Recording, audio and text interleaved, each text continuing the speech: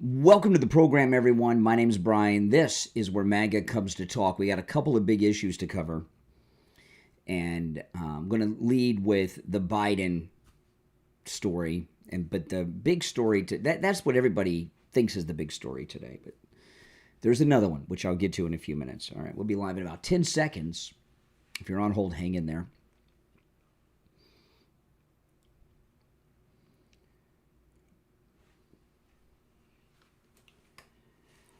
Welcome to the program, everyone. My name is Brian Craig. You are listening to Florida's longest-running radio show, The Steve Kane Show, on the radio since 1977, celebrating 48 years on the radio. And oh boy, we got a lot to cover today, all right? I'm going to start this morning talking about the Biden prostate diagnosis. And then there's another story that would have been my lead story if it wasn't for this story. And I want to take your calls on all of this. And the second story is the Kash Patel, Dan Bongino interview with Bartiromo on Fox News yesterday. And we're going to talk about that coming up. But I want to talk here in the beginning about the Biden prostate cancer. Now, if you have followed Biden, there has not been a president of the United States in my lifetime that is as corrupt as Joe Biden. I mean, Joe Biden is like the textbook definition of corruption. You know his history. He and his wife, these are, what did Bush call people? Evil doers. They are evil doers. There's no question about it. And if you followed Biden throughout his career, anytime he's called out on anything, like to be held accountable, he always goes to this sympathy card. Now, what he goes for sympathy on changes over the years, right? And he, for some reason, thinks that if he brings out some sad story, that people are going to feel sorry for him. Now, with all that being said, we do wish him well in recovery from his prostate cancer.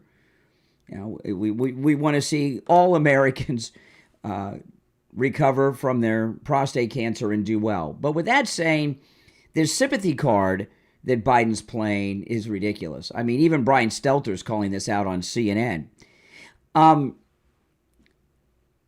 To look at this story, and if you're on hold, hang in there, because we've got a lot to cover.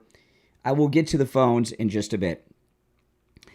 If you look at Biden, all right, and what's happened to him in the last year and a half, he feels completely betrayed by the entire Washington establishment.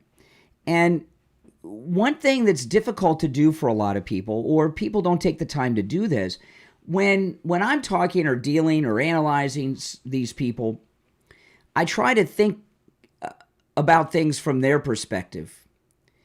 This scummy, senile old coot, Joe Biden, who's corrupt as the day is long, does not think he's an evildoer. Joe Biden thinks he is the best father and husband to ever live. And I know that's a hard thing for a lot of people to put their minds around, but these lunatic, insane criminals and corrupt public officials all think they're great American patriots, like Joe Biden does. Do you think Comey thinks he did anything wrong or is a bad dude? No. He thinks he's an American patriot. The Clintons, Hillary Clinton doesn't think of herself as some old lady who's corrupt. She sees herself as a great feminist icon and role model to women and girls everywhere. And I know that sounds crazy. It is crazy. And these people are completely crazy. So Joe Biden thinks he's the greatest husband and father who's ever lived. He actually believes that. And everything he's done is for his family. Yeah, just like Mackie in The Shield, right? It was all for his family. So you have to look at it from that perspective to have any real discussion of what Biden's doing here. So when Biden's up against the ropes, he plays this sympathy card. And I've known guys like this my whole life, like Joe Biden, that just crack me up. I've never seen it at the level of Joe Biden. Usually, I've seen it with guys I've known my entire life, some of them as old as me today. They get broken up by in a relationship, right? Their girlfriend or wife leaves them. They get a new girlfriend, and all they do is whine about the last girlfriend, right? You ever know any guys like that? I bet you women have.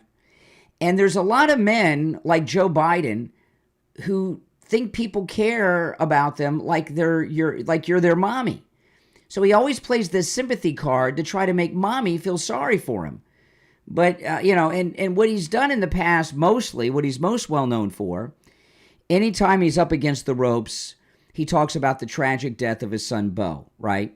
And he starts talking about Beau, and when he talks about Beau, you're supposed to feel sorry for him. Now this prostate cancer, this aggressive advanced prostate cancer diagnosis, this was the week that, the Tapper book's coming out.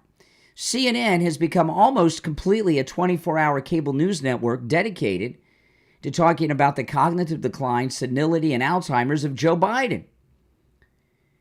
The Justice Department is investigating the Autopen. And of course, over the weekend, the audio of that deposition came out when he didn't even know he was president. I mean, that was just, So the Bidens, Joe and Jill, came out with this prostate cancer story to try to stop all these people from going after him and thinking the American people will have sympathy for him because, after all, he's America's dad, America's husband, America's grandpa. And you're going to feel sorry for him today like you're his mommy. And it's so obvious. The story isn't whether or not he has prostate cancer or not at this advanced stage. When you are 80 and above, I was shocked to learn this a number of years ago, but about 80 to 85% of men who live into their 80s have prostate cancer when they die. Now, that doesn't mean that they've died of prostate cancer. But pretty much every man, if he gets to the age of 80, has some stage of prostate cancer. Isn't that crazy? And they know this from autopsy. It doesn't mean that they were even treating the prostate cancer. It doesn't mean it killed them or made them sick. But for men, part of growing old is your 80-85% chance you're going to die with prostate cancer in your body if you live above the age of 80. So for someone Joe Biden's age having prostate cancer, they all pretty much assume any man who's 80 or above that has a prostate has it. Okay? I mean, that you just got to assume because most of them do. But he's obviously trying to stop this exposure of him. And it's not going to work. In fact, the timing of it is going to make it worse. And I know people are talking about, well, did his doctors in the White House miss this? If he were still president, would we have known? Would they have ever told us and all that? And I understand those questions, but that's not the issue here. He's trying to save his legacy. He's trying to stop this talk about his cognitive decline, his senility. He's trying to stop people from going after his, I'm of the opinion that Jill Biden is the Autopen person, okay? Jill Biden was running this country the last 4 years directly at the White House. I know there's others, and there was a committee, and Obama had a role, but she was the one there with Joe with access to the Autopen. So he's trying to save his reputation, his legacy, and his wife and family, okay? That's why this is coming out right now, and it is so obvious. Everyone knows this. Now, your thoughts on that certainly are welcome, but of course, we do wish Joe Biden a recovery from the prostate cancer and hope that he responds to treatment and it's taken care of because we don't want him suffering from the prostate cancer. However, people are not going to we're not your mommy, and we're not going to forget about your crimes, your corruption, your senility, and all this stuff. And we're not going to forget about who had that Autopen and illegally pardoned people and illegally did all kinds of things, including possibly illegally ordered military action. Those things are not going to be forgotten just because you've got the prostate cancer. We all have problems. We all have issues. We all have health issues in our families. And I've just never seen somebody that wants to cry to mommy all the time as much as Joe Biden. So that's that. And your thoughts on that topic are welcome at 1-888-465-2631. Now, if you're on hold, hang in there. After the first break, I may take some calls. But I'm going to get into this Kash Patel, Dan Bongino interview with Bartiromo on Fox over the weekend, which is causing all kinds of problems for Bongino, Kash Patel, and Pam Bondi. And we're going to break that down and talk about it and take your calls on that as well. Our number is toll-free, 1-888-465-2631, 888-465-2631. It's a toll-free call no matter where you're listening. I'm Brian Craig. It's the Steve Kane Show, Florida's longest running radio show. We'll be right back.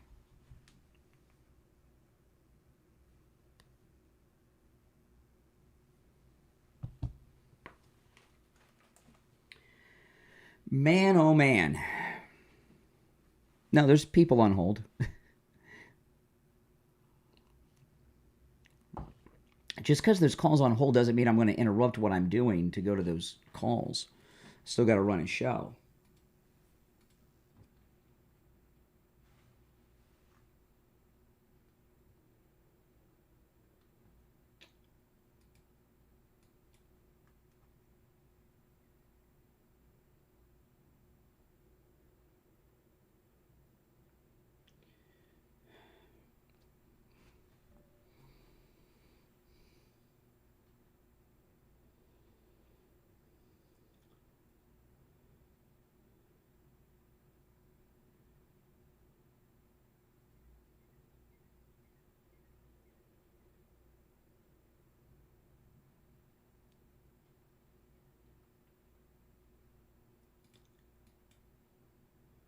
Okay.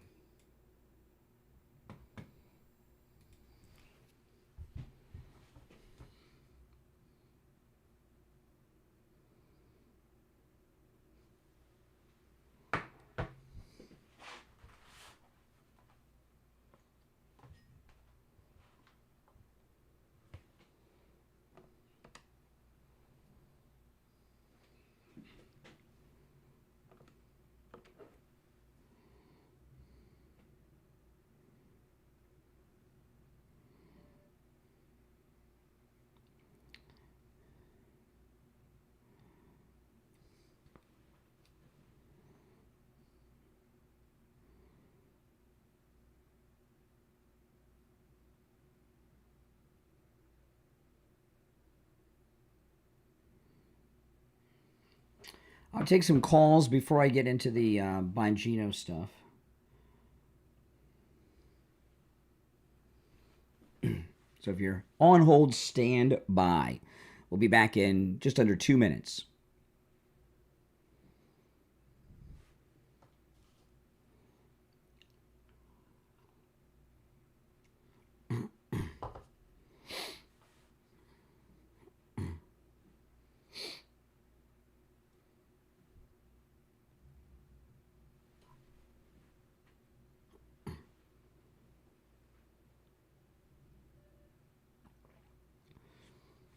About 90 seconds.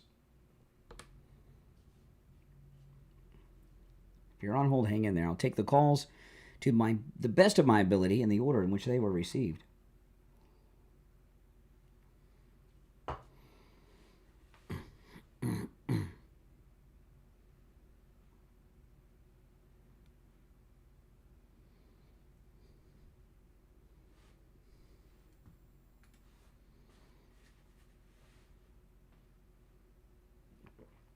Less than a minute. We'll be back.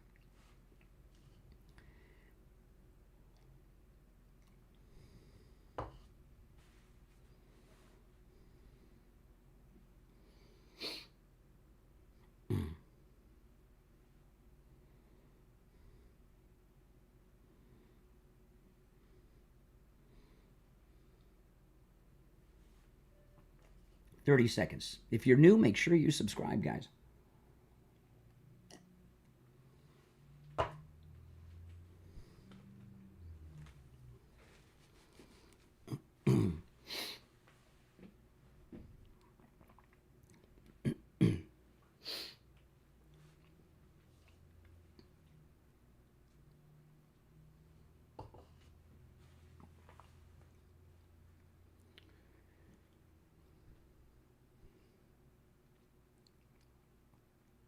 Welcome back, everyone. I'm Brian. You're listening to the Steve Kane Show, Florida's longest-running radio show. I'm just going to go to the phones. We're first talking about Biden's desperate attempt to get sympathy from the American people and the media. And I'm going to take these calls in the order in which they were received. You're on the air. What's your name? Where are you calling from? You're on the air. You're on the air. What's your name? Where are you calling from? Dr. Ken from Jupiter. Hey, Dr. Ken, what's up? People in the media. Yep, go ahead, Doc. How are you? Thanks for taking my call. Well, okay. What's on your mind? I'm having a little trouble here. I'm having a little trouble hearing you, but anyhow, I have a comment on Joe Biden and the Democrats, and then if there's time at the end, I just wanted to make a brief comment about Maria's interview with Dan Bongino and Kash Patel yesterday. And I'm by no means going to bat for Joe Biden, so I want to say that from the outset. But I don't think much of what happened during the presidency that precedes this one had much to do with Joe Biden. I think what happened was this. The Democrats, after spending an inordinate amount of time doing everything they could to try to get Trump impeached, rather than doing their job for the American public during his first presidency, and then failing, they then went all out to find a name that could beat Trump. That's all they cared about. Okay, so if you remember, I know you will remember this. Most people may not, because I've talked to a number of people, and people seem to forget this. Fast forward to the Democratic primary leading into the 2020 election. So you had Amy Klobuchar, you had Joe Biden, Kamala Harris, Andrew Yang, I think Mayor Pete. And out of the gate, like Secretariat, came Bernie Sanders. He was storming. He took Iowa going away. All right, we got a lot. Hey, Doc, we got a lot going on, so you got to kind of cut to the chase. Okay. So anyhow, Biden suddenly won South Carolina. Bernie Sanders went away. You never heard from him. I was like, if this is fixed, they could have done a better job and let Bernie win a couple other states. I don't know. But nonetheless, I looked at Joe Biden, and I'm a doctor. I mean, I look under the hood of your car. I don't know what I'm looking at, but I know medicine, and he was checked out from the beginning. Oh, yeah. Yes, he probably got worse as his term went on, but I said he can't be a guy who's going to be able to run this government. Well, I'll tell you about that. That's why they picked him. Okay, they thought they could control him. They wanted somebody who was out of it, they could control, who's corrupt and out of it. Yeah. And they didn't count on Jill Biden's lust for power and the Autopen. Because they didn't cooperate. What was the last thing you said? And the Autopen that Joe Biden was running the country with. Things didn't go according to plan for the Democrats. They couldn't control Biden. Yeah, but so moving on to 2025, what do you have to say about the issues of today? Okay, so I guess a brief comment on that interview yesterday, which was spectacular, I thought. These two guys they're in a class by themselves, Bongino and Kash Patel. The one thing I want to say to everybody, especially the Republicans, because we are now reaping the benefits of this election. I mean, I've been pumping my fist since November 5th, is that we have all this great stuff happening. And the one thing I want to urge people is one word, patience. With not just with the economy, you can close the border overnight, and Trump did that. But, economics take time, and, Dan Bongino said it. He said, we could... the thing about the interview, I'm going to, after the bottom of the hour, I'm going to go through the interview. But the problem with the interview is it's caused them a lot of problems with MAGA people. But, Doc, I'm going to move on. I appreciate the call. You're on the air. What's your name? Where are you calling from? Yeah, hi. Good morning, Brian. This is Danielle from Michigan. Hey, Danielle. Hey, good morning. Just a really quick comment. In regards to the health, I'm just going to ditto what President Trump and our beautiful First Lady, I'm going to ditto their comment. Then I'm going to move on. We've got some real serious issues that are coming down the pike and things that are going to be revealed in regards to Patel, Bongino and this Autopen situation. Pretty serious stuff. Pretty shocking yesterday with the health, obviously, but let's move on from that and kind of get to. I'm gonna disagree with something that you said in the past. Okay. And this is just my own comment. This is my own. I really do think that 2020 is going to be adjudicated. I really do think that they're going to. I don't know why everybody's, listen. I don't know if why we're talking about 5 years ago. We've got big issues going on today. And I'd rather talk about what's going on today, not 5 years ago. I understand that. That's why I let the doc go. I totally understand. I just think that everything that's going to come out and everything that's. All right. Hey, listen, I appreciate the call. So she's going to go back to it. Oh, my goodness. You're on the air. What's your name? Where are you calling from? Yeah, I'm Gail, and I'm from Missouri. All right, Gail, And what's on your mind? is, the Autopen, does it actually have a time and date stamp that goes along with We really don't know. They've not shown us the modern Autopen to the public, so we don't really know how it operates.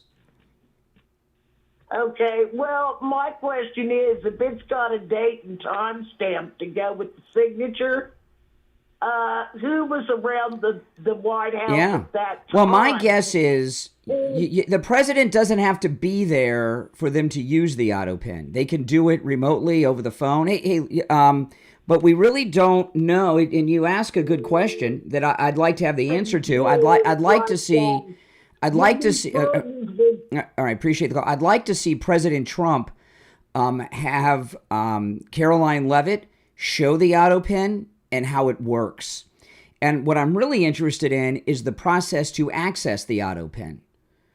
It's the most powerful instrument the most powerful writing instrument ever created, because you can move armies with it, literally, and bomb people with it. So I find it hard to believe it's just something anybody can go and grab and use. There's got to be a process. I'd like to see that process. You're on the air. What's your name? Where are you calling from? Yeah, good, Brian. This is Richie. Yep. I'm going to, first of all, I have no sympathy whatsoever for this old guy. All I think about, I got to be honest with you, this is like a revenge to me. All right, Richie, I got to stop you there. I mean, we're not, anytime there's an American who, or a decent, a person that has cancer, we got to wish them well and want them to overcome it. You should know better than that. Don't be stupid. Comment on the whole situation. We want Biden to recover from his cancer. Just, we want the treatment to work. We're talking about why all of a sudden this announcement, and it's pathetic. Yeah, you're right about the announcement. It is pathetic. And Brian, please give me 1 second. He accused you, me, and every one of us MAGA people in front of Constitution Hall with red lights and the Marines in back of them like a devil that we were all anti-American. That's correct. I hope he recovers, so he can face the music and listen to his legacy get destroyed. That's why I want him to recover. Yeah. But you tell me that I should have sympathy. I don't. Maybe that's because you're a very good Christian. But all right, Richie, we're not gonna go down that path and have a whole morning of calls of sick people saying something stupid like you're desperately trying to say. You know why I'm not letting you talk. You know why I'm not letting you say that. I mean, what's wrong with you? No, I got it. I want everyone to think, okay, the guy, but I don't have. I hope he recovers, but I think this is like to me a total smokescreen of what's coming down with what. It's obviously him trying to get sympathy to stop the talk about his cognitive decline. That's obviously what this is. Right. Yeah. Absolutely, 150%. And anyone that thinks, people are going to call you up this morning and say you're awful for talking about him, a man with prostate cancer. But I mean, like you said, everybody that's like my age, you're up 30 times a night. If you get to the age of 80, chances are you have prostate cancer. Okay, I mean you die. And about 80 to 85% of men die with it that live over 80 years old. Okay, it doesn't mean that you even know it. Most people don't even know they have it. So it's I'm going to say something to you though that's going to really hit home. You say it's not that important. They had him under medical supervision for a long time. He was the president of the United States, and I believe they knew he had it before. And I think that was the biggest cover-up, that they were going to actually try to get this guy back in the White House knowing he was sick and failing. And it's a big disgrace for the whole Democratic Party and a lot of Republicans who went along with the program. Well, also. I'm not so, I do want to find out about the Autopen. The mistake they made, if they would have had him resign, or and made Kamala the president, things might have gone a little bit better for them. They still would have lost to Trump, but there's a lot of drama there. But it's obvious, that tape came out of his deposition, the Tapper book. CNN, their entire format has changed to talking about Biden's cognitive health in the last 4 years. And this announcement's obviously to try to stop all that discussion. And Exactly right. I mean, everybody knows it. It's pathetic. Absolutely, Brian. I got to tell you, you're right. You're 150% right. And I hope they still carry on with all these investigations. Of course they will. It's not going to stop anything. But we wish him well and hope the treatments work. Listen, I got to run. Yeah. Appreciate the call. It's the Steve Kane Show. I'm Brian. We'll be right back.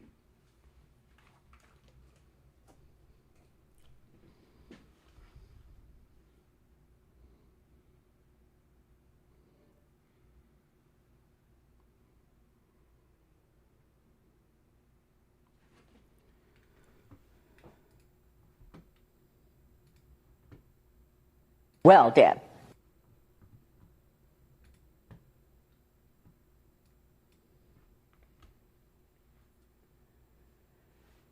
Okay.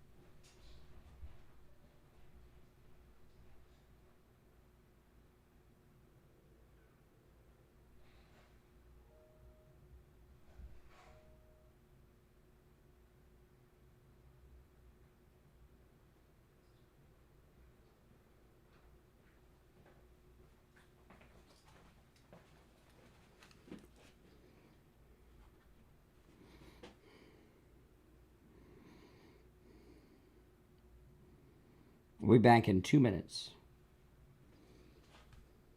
2 minutes, we'll be back. Welcome. If you're new, make sure that you subscribe, guys.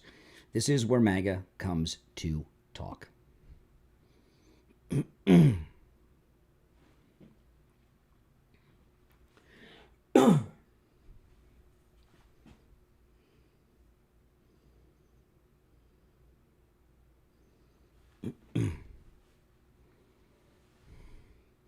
I've never liked Bruce Springsteen. Bruce Springsteen is so overrated. The only reason he's a big star is because he had that, Born in the USA, which has as a liberal, he refers to Asian people as the yellow man in that song.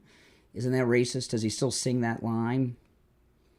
But he had a song, Born in the USA. People got excited in the 80s, the Reagan era. But he's always been an overrated, mediocre talent, Bruce Springsteen. Less than mediocre. I've never liked him. And his big hit, I'm on Fire, is a creeper song. Does he still sing that creepy song?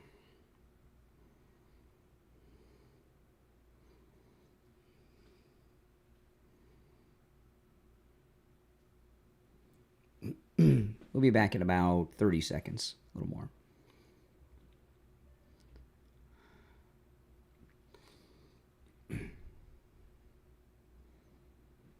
He is, I think Bruce Springsteen is a no talent. A no talent. Never liked him. Never liked Bruce Springsteen. Never thought he could sing. He sounds like he's constipated when he sings.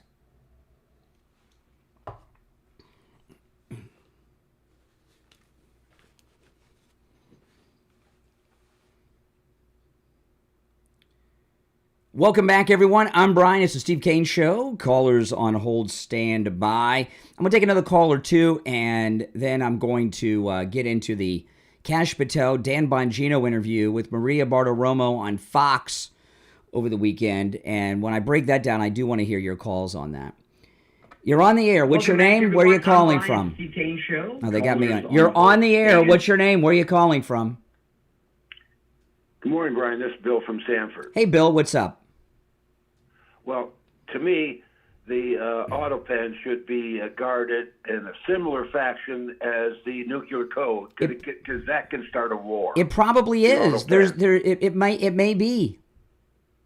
It very well may be. The affidavits or the procedure that applies to certain subjects that, except for well-wishing from the president and things like that. But there has to be safeguards. So you just can't let somebody use that Autopen. I'm sure there are. I'd like to see them and have it shown on television. Yeah, because the more safeguards there are, the easier it is to bring people to justice. Well, it just scares me that the abuse that can happen, and that's my comment. Mm-hmm. I wish there would be some explanation down the road, even if it has to come from Congress. Yep, there will be. All right, appreciate the call from Sanford, Florida. Take care. Now, if you're on hold, hang in there.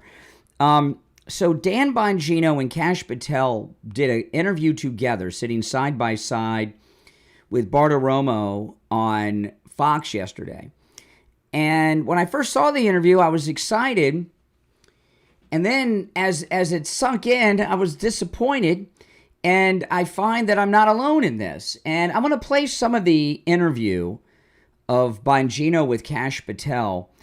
And then we'll talk about it. And I want to hear your thoughts on it as well. Here's the first clip. Dan Bongino, Kash Patel on Fox Business over the weekend with Bartiromo. Well, Dan, throughout the Russia collusion story and the rest. Look, I can speak to the folks that were in our seats, our predecessors, and they intentionally failed the American public by putting on the biggest DC deception game we've ever seen. They said the FBI was the most storied institution for law enforcement, and it was. And it will be again very soon. But when the likes of Comey and McCabe and Strzok and company came in here with the James Bakers of the world and intentionally lied to a federal court only to rig a presidential election by lying to the American public and using taxpayer dollars, likely illegally, to fund this entire operation, and then withhold exculpatory information from a federal court that I used to appear before to manhunt terrorists, that's what broke the FBI. And then when they were caught, they lied about it. And you and a few others like Dan and others were brave enough to cover it 6, 7, 8 years ago. And we're still talking about it today because as Congress is working rigorously with us, the Crossfire Hurricane documents are coming fast and hard. And they're being sent there unredacted so we can have full accountability. And that's how you restore what the trust that was lost to the American public when it comes to the FBI. Yeah, but come on, Director, with all due respect, we've been talking about this for a long time, and I've been demanding accountability for many, many years. You mentioned Comey, Strzok, and the rest. They've got TV shows. They've got media platforms. They're fine. There's been no accountability. Well, look, it's a fair criticism, but what I will tell people is we weren't here in the FBI in the last 5 years when we had statute of limitations that were still in play, where we could have investigated criminal conduct. Most of these statute of limitations are 5 years old. And we will investigate criminal conduct where we find a righteous case to do so, and the law and the facts allow us to. But a lot of it we're precluded from. So, okay, now I want to stop there, and there's more. Okay, that's Kash Patel. And this is, listen, we all love Dan Bongino and Kash Patel, okay? We all love them, okay? If you're MAGA, you love these guys. But this interview is really ticking people off. And the more I listen to it, the more ticked off I get.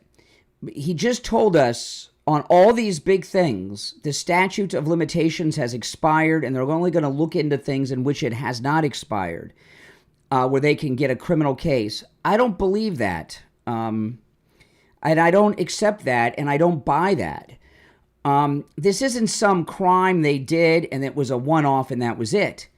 There was a long-term criminal conspiracy going on. And perhaps some of it was even treason. Is there a statute of limitation on treason? A lot of what they were doing was an insurrection against the chief executive, the president. What's the statute of limitation on that? And even if the statute of limitations has expired, as I hear him say, Kash Patel, that means they can't investigate it? I don't buy that, because that investigation could turn up some things. But let's just say that the statute of limitation is completely expired.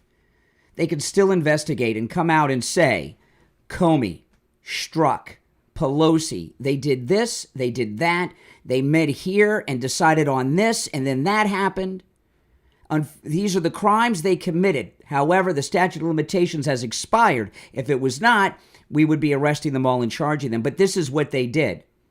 They're not doing that.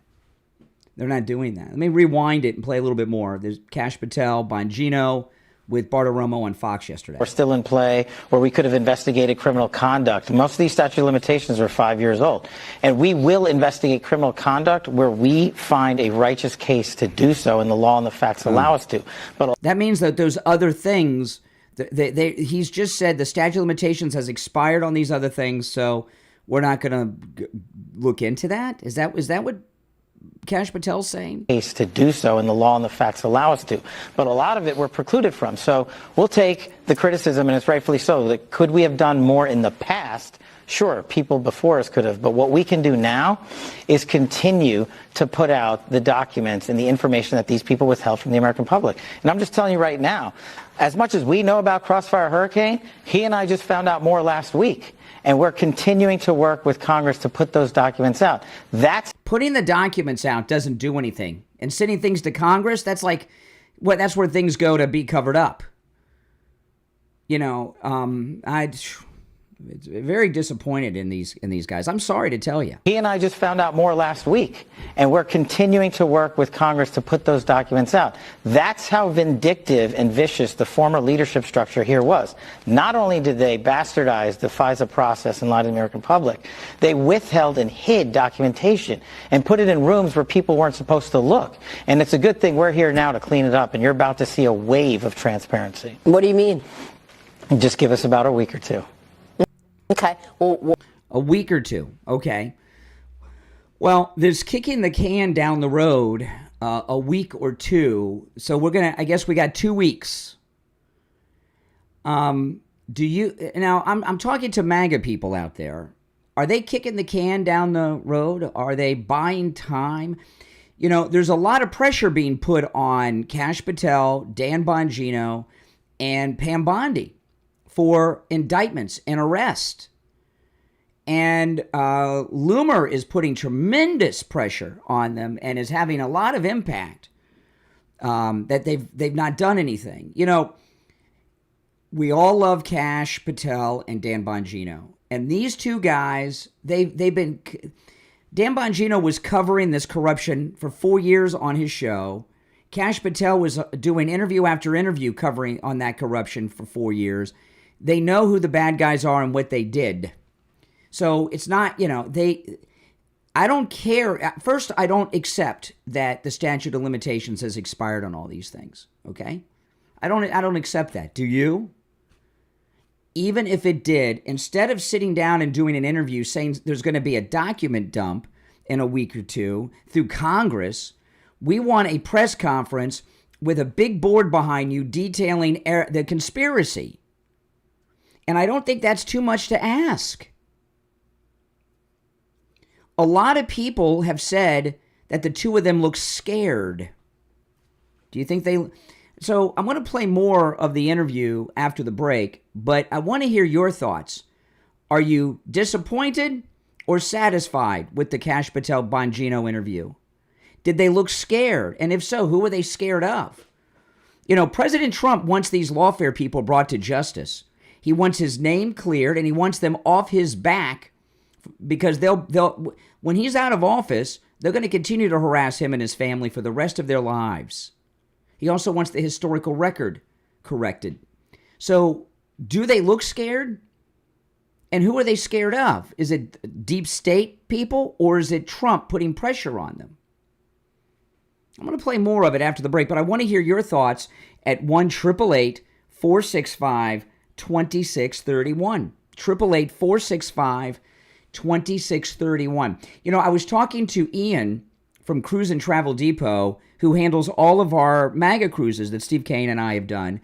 Our next cruise is in March. I'm going to give you Ian's number. You can call him and give you the exact dates. I don't know the exact dates offhand. And it's in March. We're going to Antigua, Nassau, which I haven't been to the Bahamas in so long. I love the Bahamas. We're going to Nassau in the Bahamas. We're going to Antigua, and we're going to the British Virgin Islands on another beautiful celebrity cruise ship. You're all invited. And we've got all new activities on board the ship. Ian and I are already working on those. We're working on our shore excursions, which are going to be spectacular. We've got some things in mind when we lock them up and make the deals. We'll start announcing them. But this is the 10th year of our Steve Kane, Brian Craig MAGA cruises. This is the 10th anniversary cruise. I cannot believe we've been doing these cruises for a decade, and you are all invited. Call Ian at Cruise and Travel Depot. We have got incredible prices on this. He'll give you pricing over the phone, okay? And a lot of people say, well, why don't you give us the price? Because there's no set price. The price depends on so many factors. The kind of cabin you choose, how many people are with you, where is the there's so many factors that go into it, and there's also extras. You know, like I get everything. When I'm booked, I make sure that, you know, drinks are included, internet's included, all that stuff. But Ian will give you the price right out the gate on the phone. Join us on our 10th anniversary MAGA cruise. Me, Brian Craig, and Steve Kane. Give Ian at Cruise and Travel Depot a call, 561-244-5779. The earlier you book, the better price you get, too. All you got to do is make a deposit, get that reservation locked in. 561-244-5779. 561-244-5779. That's the direct line to Ian from Cruise and Travel Depot, who, by the way, can help you with all your travel needs, not just our cruise. We'll be right back. If you're on hold, hang in there.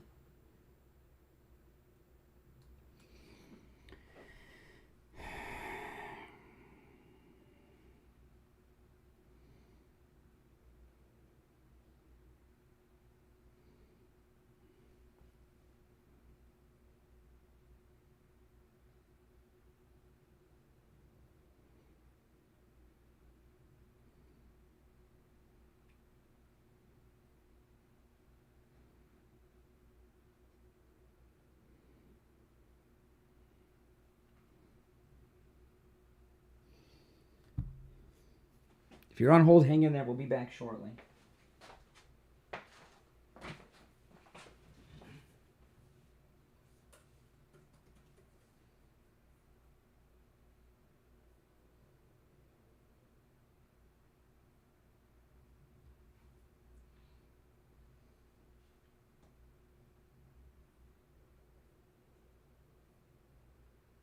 Awesome.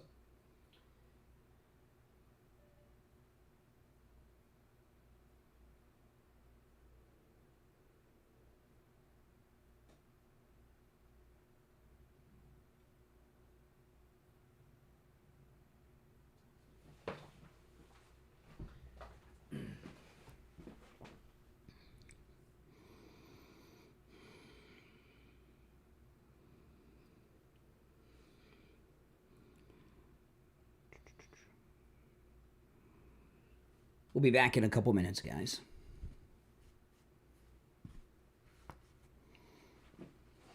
Welcome. If you're new, make sure you subscribe. If you want to call in, the number is pinned in the live chat, all right?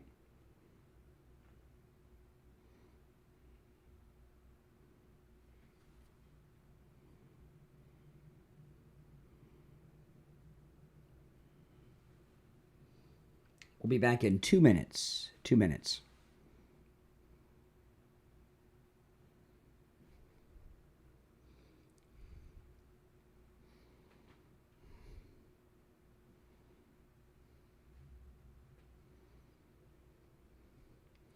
No, I mean, I think they did some damage to themselves with MAGA people yesterday. I hope to hear your thoughts on it. I'm going to go to the phones when we get back. The interview was a bad idea. They had nothing to present. All they did in the interview was kick the can down the road. Well, you can rewind, Jeff. If you just tuned in, you can always go to the beginning of the stream. What we're talking about now is the Kash Patel Bongino interview. 1 minute, we'll be back.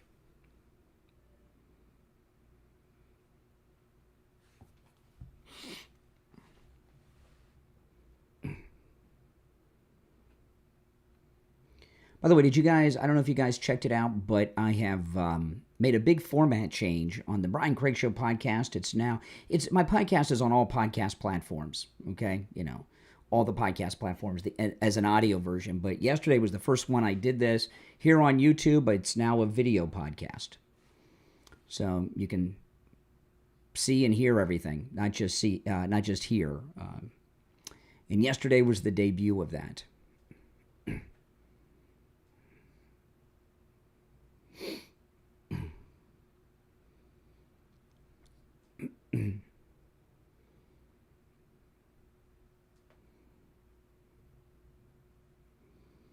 Okay, stand by. All right, we're back. I'm Brian. It's the Steve Kane Show. If you're on hold, hang in there. I want to play one more clip from the Bongino Kash Patel interview on Fox with Bartiromo yesterday. This clip has a lot of people upset. This is, listen. So there is, it seems that I find myself in a similar situation as Russiagate. Because on January 6th, in the prior Trump administration, I was the chief of staff to the Department of Defense. And I spent 4 years in a minor force. Okay, hold on. I'm going to go. Kash Patel goes on for a while. Let me get to Bongino, and then I'll go to the phones. Hold on. Because the part with Bongino is the part that's more relevant. And now I can't find that part, and it's not playing. Okay, well, I'll play it again in a few minutes. I'll first take some calls. You're on the air. What's your name? Where are you calling from? You're on the air. What's your name? Where are you calling from? Oh, hey, cool. Yeah, man. My name, yeah, go ahead. My name's Breeze. I'm calling up from Washington. Breeze? And, that's a strange name. Yeah, no, I think you're completely right. I have been There we go. pretty... Yeah, I know. My mom gave it to me. But, yeah, no, I've been, really disappointed with Kash and Dan and how they reacted during the interview. I think it might partially be because, neither of them have had, a real job in, 10, 20 years. They've mostly just been selling, dick pills on YouTube. All right, There we go. First dump of the day. If you're on hold, hang in there while we're waiting for that. And while we're waiting for that, I'll play that. Okay, so this is first dump of the day. Did you hear what? You know, when I started talking to him, I could tell by his tone. I said, "Here we go." And then you hear what he said? "You're on to me." Yeah, he said, "Yeah, you're on to me." Oh my goodness.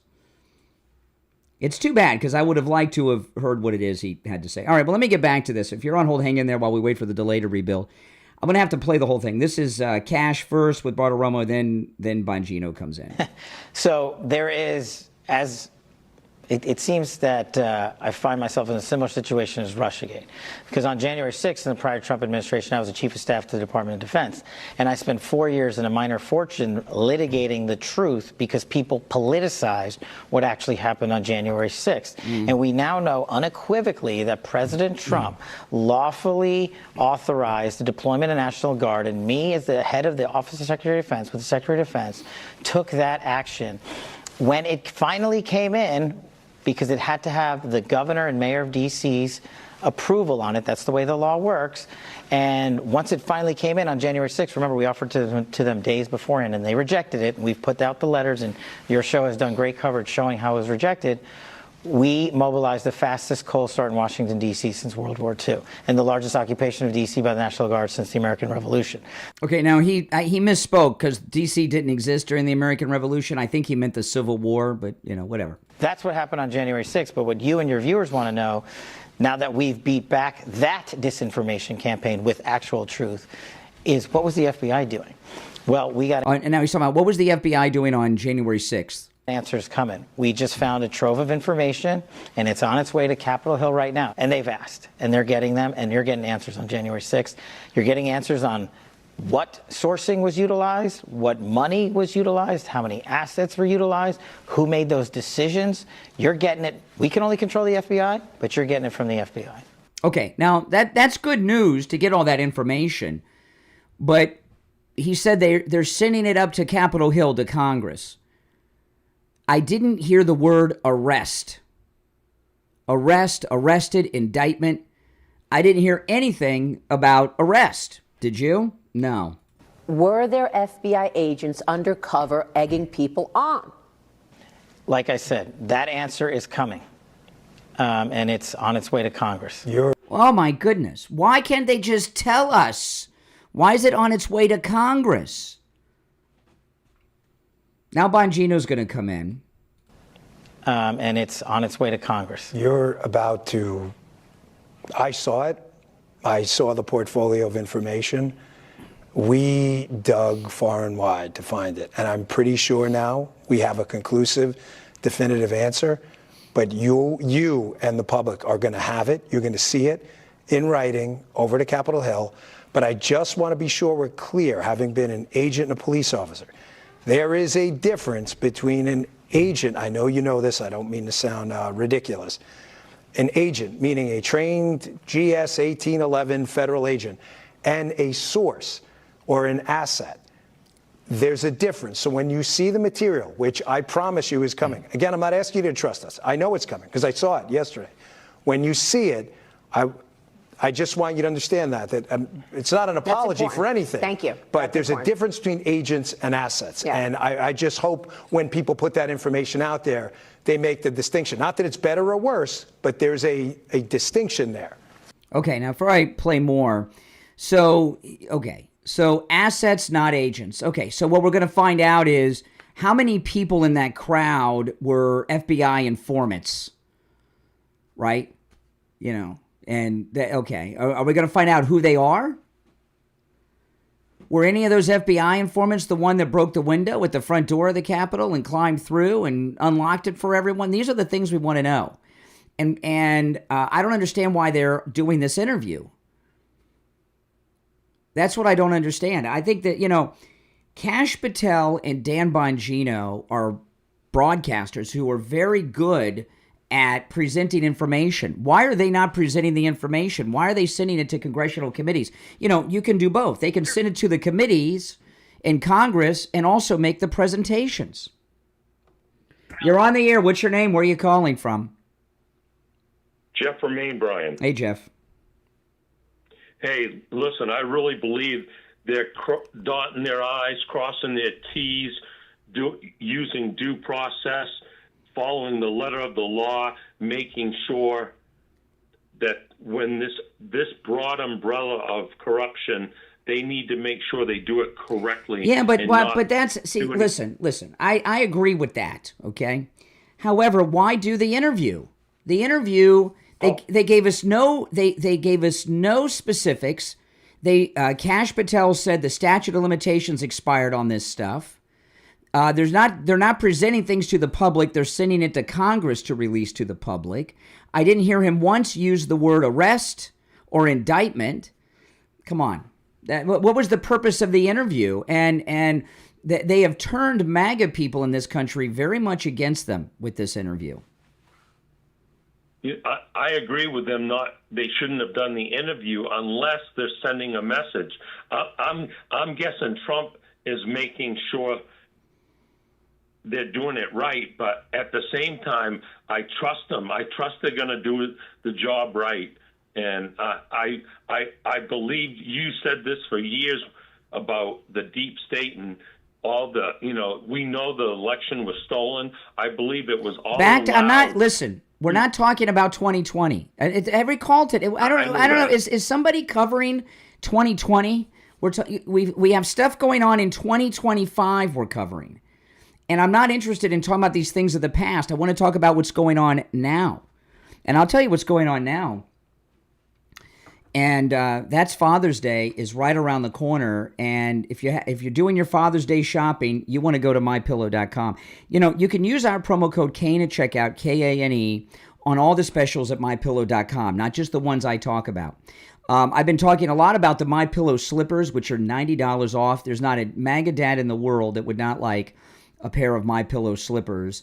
They're $90 off with our promo code Kane at checkout, Kane. They're incredibly comfortable. I have the MyPillow slippers. Steve has the MyPillow slippers. And pretty much that's all Steve wears are MyPillow slippers. They're so comfortable. Your dad will love them, okay? And dad includes your husband, your adult sons that have children, includes grandpa. They will, and by the way, even if they're not MAGA, they'll love the MyPillow slippers. Great Father's Day gift, as is the MyPillow itself. So go to mypillow.com and use our promo code Kane at checkout, Kane, okay, for these huge savings and for your Father's Day shopping. You can also order by phone, toll free, 1-800-716-4879, or 1-800-716-4879, promo code Kane, Kane. All right. We have about a minute till the top of the hour, and I know there's a lot of you been on hold for a while. I'm going to go back to the phones after the break because I'd have to keep the call to like 30 seconds, and I want to give you more time. It's not that I don't trust Kash Patel and Dan Bongino, but this interview was really just a dumb idea. They had nothing there, okay? And what they've done is tick people off. Why, I didn't hear him talk about any arrest, any indictments. I heard him say the statute of limitations has expired. We can't do anything. So we're sending everything to Congress to let people know. I don't accept that. I agree. They look like they were under pressure. Who's the pressure from? Is it from the president? Maybe. He's got to be ticked at them. He's got to be ticked off at them. And that could convince me that he's not upset with them. All right. We'll take our break for the top. If you're on hold, hang in there. Our number is toll free, 1-888-465-2631, 888-465-2631. We'll be back.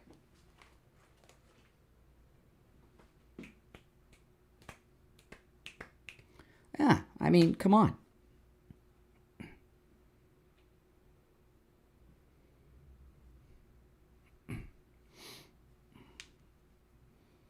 No one wants the lawfare people brought to justice more than President Trump. No one. There's one opening on the board.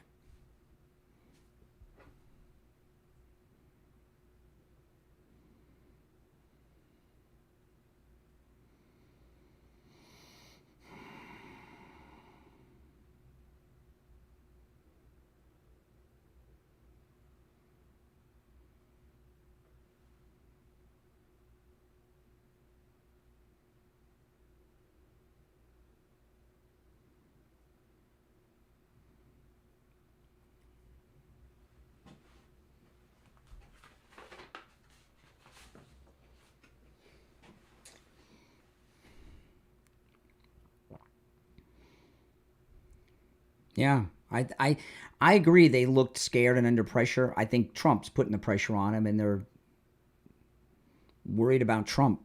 That's what I think. How could Trump not be unhappy with them? I heard kicking the can down the road and excuse making for why there's no arrest, there wasn't even an expectation of arrest, right? How,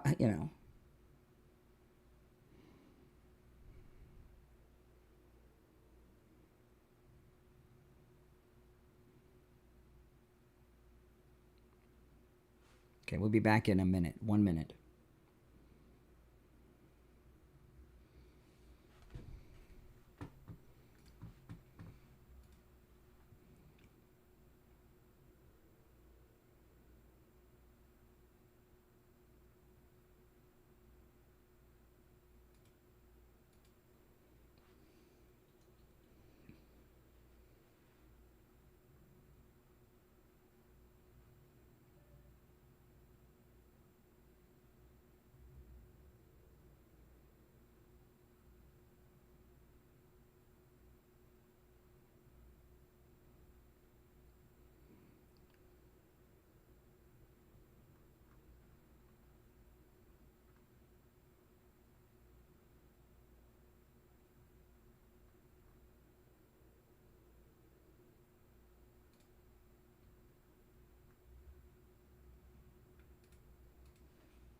All right, we're back. I'm Brian. It's the Steve Kane Show, Florida's longest-running radio show. We've covered a lot. We talked about the Biden issue, and now we're talking about this interview with Bongino, Kash Patel, with Maria Bartiromo. There's two openings on our board, and I want to play this next clip. This clip's got a lot of people upset. This is Dan Bongino, Kash Patel, interviewed together side by side by Bartiromo on Fox News over the weekend. You said Jeffrey Epstein committed suicide.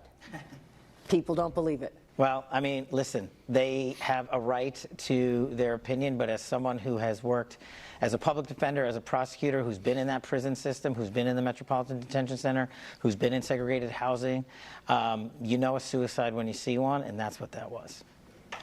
He killed himself. You want me to? I've seen the whole file. He killed himself. I mean, now this one here has people really upset, and I understand why. The file. You cannot trust the file of the FBI. You have to run a new investigation. You know, maybe he did, maybe he didn't, but you can't go by the file that the previous FBI leadership left behind. You have to do an investigation into the jailers that left him alone and find out what their finances are for them and their families and extended families. I'm talking about cousins, nieces, and nephews as far as you can go. How can you look at the file from the past FBI leadership and say, oh, okay, the file's right here? Attorneys, right, that cover all, you know, they represent people that do crimes sometimes falsely accused, sometimes correctly accused, right? Correct. Okay, so are you telling me that lawyers are guilty of the crimes that clients have been accused of who hire them? Because you're talking about these clients of Roy Cohn as if somehow that means he's a criminal. I don't understand that. Well, Roy, I mean, okay, so... you can keep saying Roy Cohn all the time to try to, you know, but what you're doing is saying, okay, if an attorney, like, for example, this murderer that murdered those college kids in that house that's on trial, he has an attorney, right? So is his attorney? So if someone hires that attorney in the future, does that say something about them because he represented this killer? I don't understand what you're trying to say about lawyers. Well, it's more of the fact that he was kind of used as a strong man to, like, you know, it's like in the mafia. It's like, you know, if you don't pay up, you know, like No, I don't know what you mean. I don't know what you mean.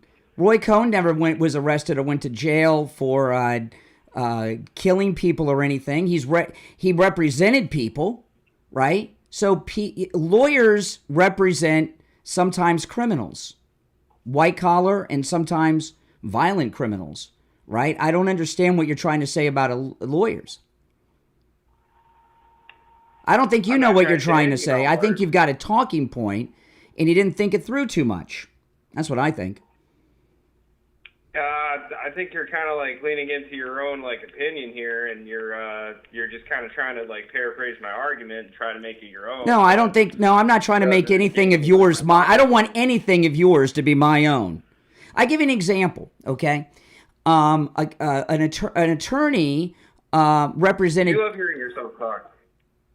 No, I'm taking your stupidity and we're talking about it. Casey Anthony, who was on trial for killing her child, she was acquitted. Her lawyer, after he got her acquitted, became a sought-after lawyer because he got her found not guilty. And you're trying to tell us that lawyers are to be judged based by the crimes that their clients were accused of. That doesn't make sense. That's not what I'm saying at all. Yeah, you said his relationship with. You asked me my thoughts on his relationship with Roy Cohn, and that's what I've been giving you the answer to. But I guess you're not sharp enough to understand that. Well, no. I mean, he played a central role in ruining lives with baseless accusations, pushing for aggressive investigations of alleged communists. Wait, isn't that what you're doing? You're talking about the McCarthy hearings? I mean, he targeted. He was a homosexual himself. He had targeted and ruined the careers of many of those people. He was also part of legal corruption and abuse of power. Oh, back to what are you reading? What are you reading from? What are you reading from? An article, a website, Wikipedia? What are you reading from? I'm not reading from anything. You know, you mentioned McCarthy. You're aware that Joe McCarthy was right, that this country was being taken over by communists in Hollywood and in government. Look at Bernie Sanders, AOC in Hollywood. Democratic Socialist. They're communist. They don't call themselves communists, but they are. McCarthy was right. Okay, I mean, that much I can agree with. But, okay. I mean... So Roy Cohn was right. He worked for McCarthy. You can't find a response on the Wikipedia entry you're reading from? I mean, you're pretty presumptuous, and you're also like, I mean, you're pretty cocky, pretty narcissistic. You're pretty fucking arrogant. There we go. Second time we had to use the dump button, Mike. Yes. If you're on hold, hang in there as we wait for the delay to rebuild. But you know, while we're waiting for the delay to rebuild, let me tell you about Coastal Weight Loss Secret. You know, I went and got a haircut on Friday, and I had gone a long time without a haircut. I got a haircut a couple days before our cruise, which was the end of March. So, you know, it was like 6 weeks without a haircut. And I had not seen, and I have the same person who's been cutting my hair for years. And they didn't see me. And the first thing that she said is, wow, you've lost a lot of weight. And, you know, she doesn't listen to the program or anything. And I don't need somebody with scissors next to my ears listening to this program. I don't know what their politics are. And I said, well, thank you very much. And of course, it's Coastal Weight Loss Secret. You know, all this weight that I've lost is amazing because I did it without any exercise, without any prescription medications like Ozempic, and I'm eating foods I would normally eat. All right, and I've lost all this weight. It's absolutely amazing. You know, I was a little nervous when I first went and met with Coastal Weight Loss Secret because I thought I was going to have to exercise all the time, which I knew I wouldn't be able to do. I thought I was going to have to eat like hardly any food, like I was going to get some prepared meals that tasted awful and hardly had any food, and I was going to be hungry all the time. And you know what? Not only am I eating foods I would normally eat, I'm not hungry, which blew my mind.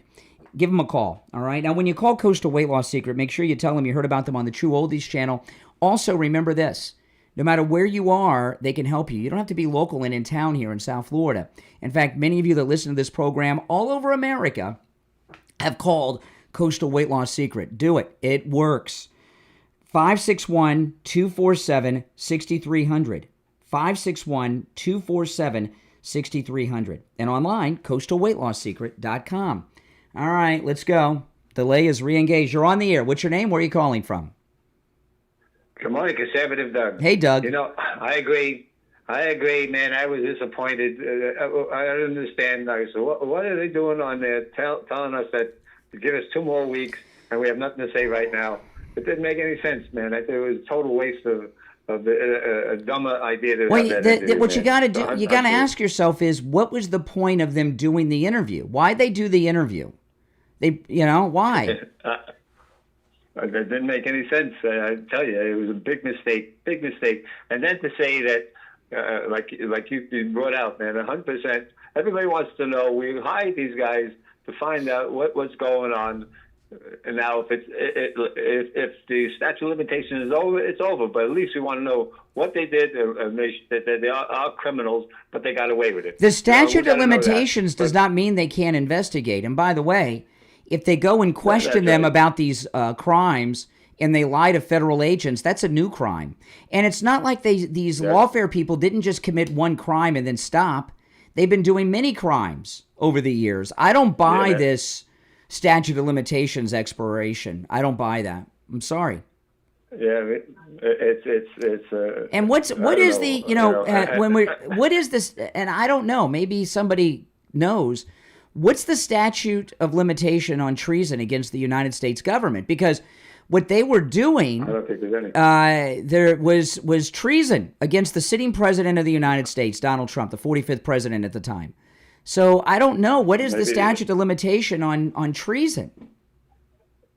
I don't think there is any, but I don't know. That's something that should be brought out, man. 100%, you're right. I don't know what's going on. The other thing that was bothering me is that we're going to bring the information to Congress. Wait a minute. And by the way, I want to say something to the person that threatened me this morning. I received a threat this morning during the show. And I just want you to know that I have your phone number and information, and so just so you know, all right, to the person who threatened me this morning, and it was a threat. You know, I don't usually talk about things like that, especially right after they happen, but I just, felt the need. You got all these kind of big mouth people who talk and... I received a real threat. It wasn't somebody disagreeing with me on an issue. I received a real threat this morning during the show, within the last 15, 20 minutes. Yeah, I'm telling you. It was a real one. Told me one time it was the same kind of threat. I said, "Come on down. Let me see what you're going to do." Yeah. No. You don't do that. You do what I do. You give the information to the authorities. All right. You don't answer with another threat. That's like you're doing something wrong then. You idiots. All right. Listen, if you're on hold, hang in there. We're going to take our first break of the second hour.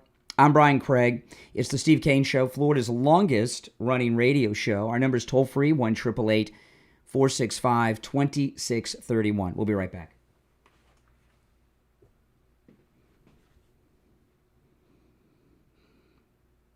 Just because you didn't hear it.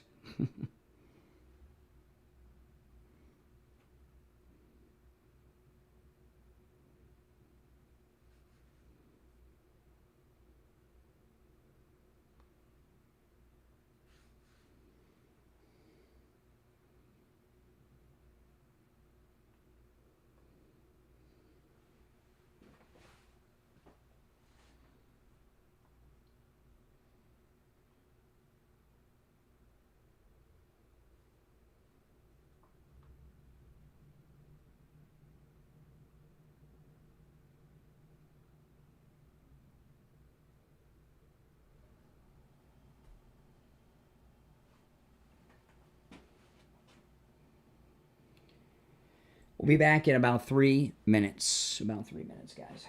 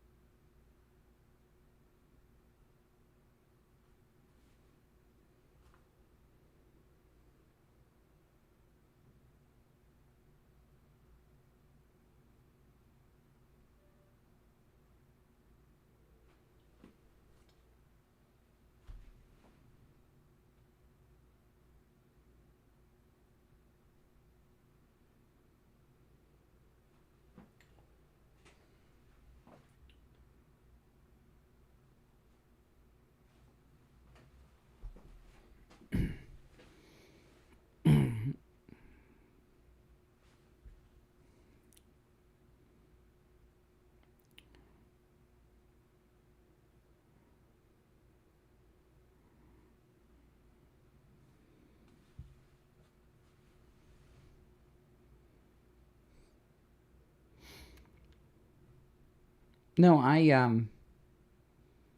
well, I won't say. No.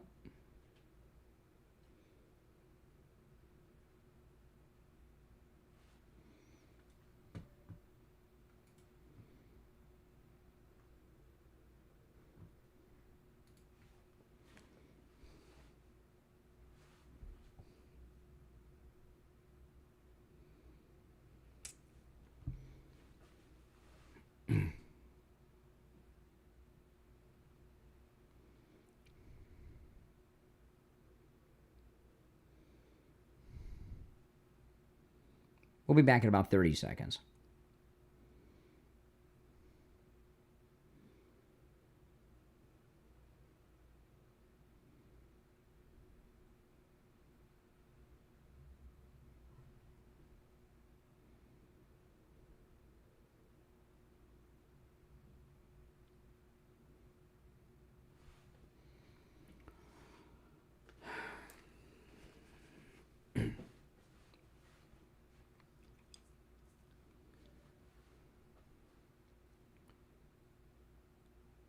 All right, we're back. I'm Brian. It's the Steve Kane Show, Florida's longest running radio show on the radio since 1977, celebrating 48 years on the radio. We'll take another call or two, and then I'll do some recapping. You're on the air. What's your name? Where are you calling from?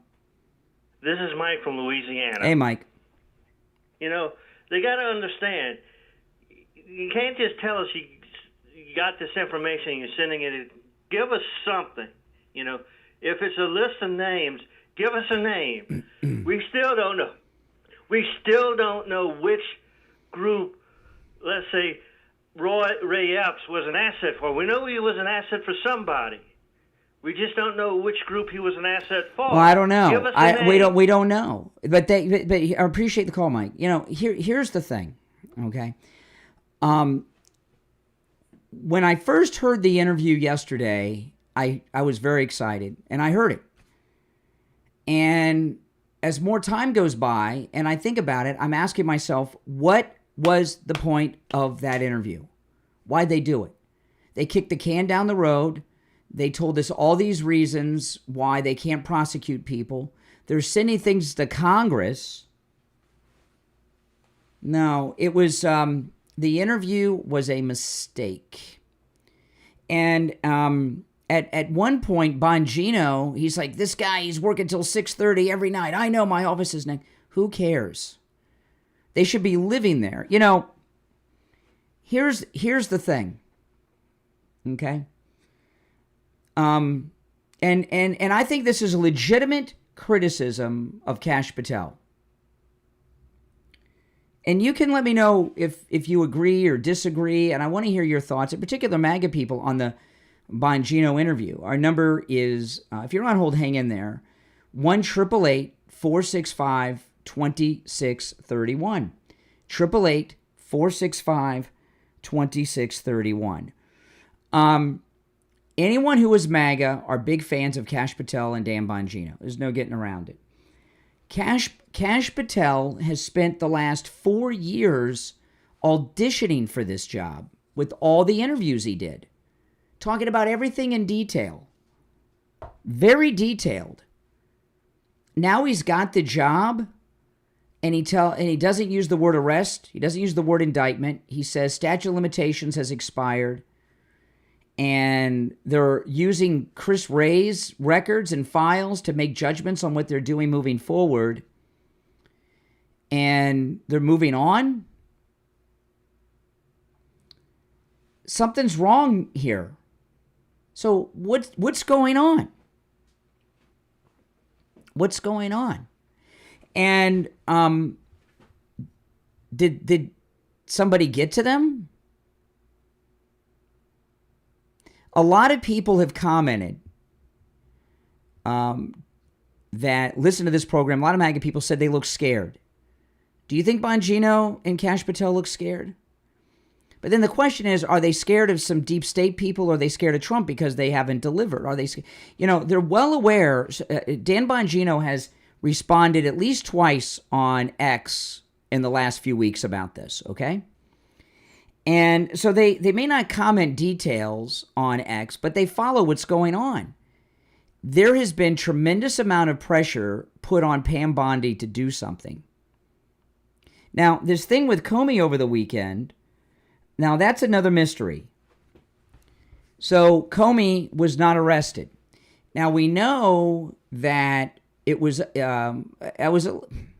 believe me, he should be sitting in a jail cell this morning waiting for arraignment in federal court in D.C. for what Comey did. All right? After the show on Friday, we were talking about the Comey incident on Friday's show, I had to go somewhere. I'm in the car around 10, on Friday. I'm at a red light and I checked Twitter, and Kash Patel kicked the can down the road on this and said that he was aware of the Comey incident. This is under the jurisdiction of the Secret Service, not us at the FBI. Immediately kicked the can over to the Secret Service. Now, I understand that these things are investigated by the Secret Service. However, they're still federal crimes. But instantly, on Friday morning, Kash Patel distanced himself from anything with Comey in that incident. And then we get this interview. Now, so far as Comey not being arrested, I'm not happy about that. I know you guys are not either. I think he should have been arrested. However,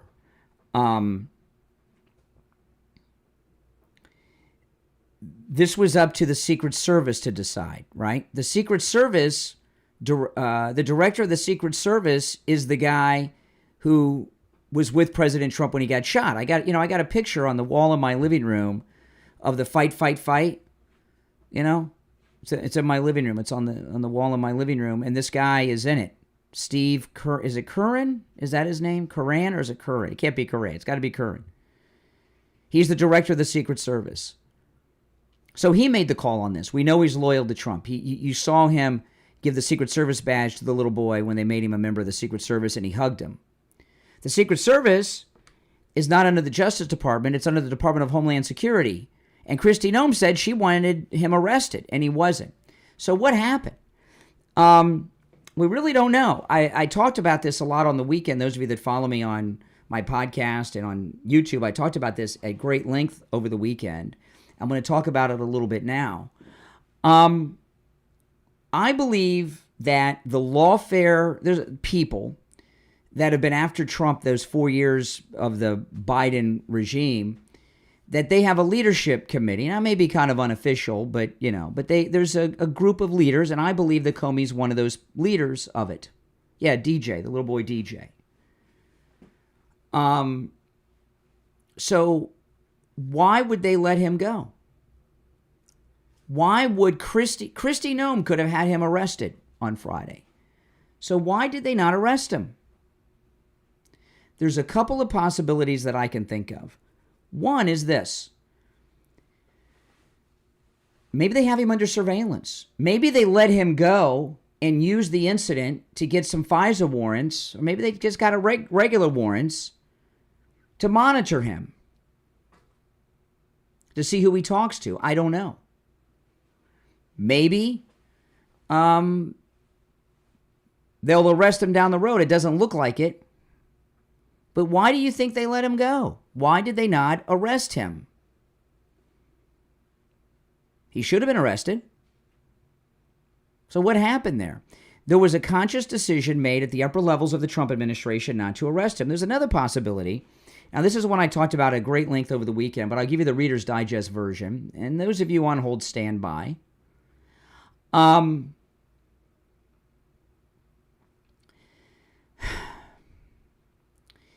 If Comey would have been arrested, well, you know what? I looked at the clock. Let me take this break on time. When we get back, I'll get into that because it'll take more time. I'll just be so late for the rest of the show. It's the Steve Kane Show.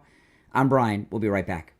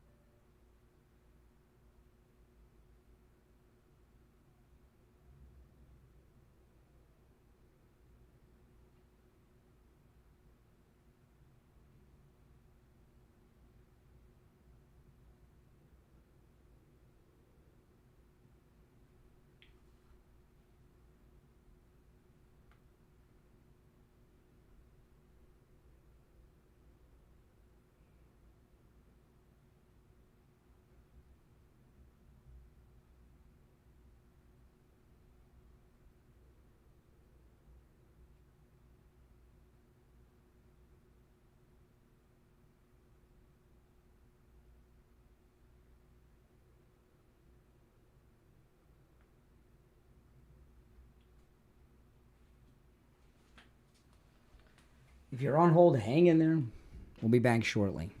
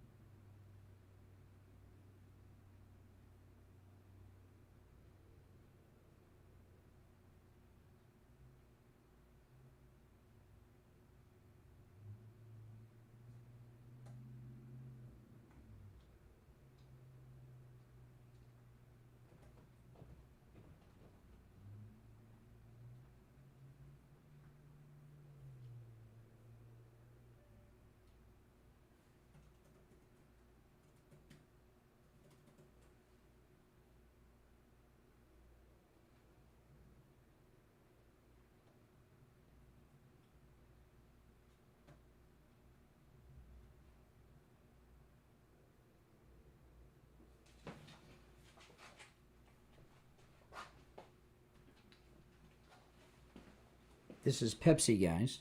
It's one of our cats. Pepsi. Hey, Pepsi.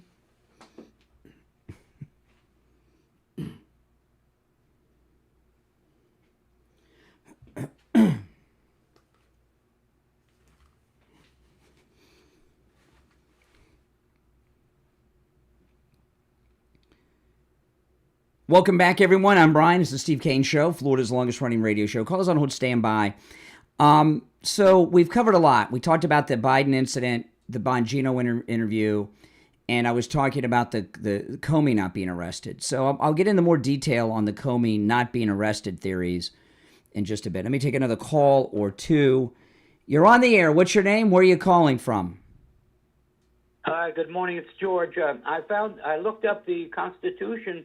It does not set a specific time limit for prosecuting treason, which allows charges to be brought at any time. So there's no statute of limitation on treason, according to your Googling. Okay.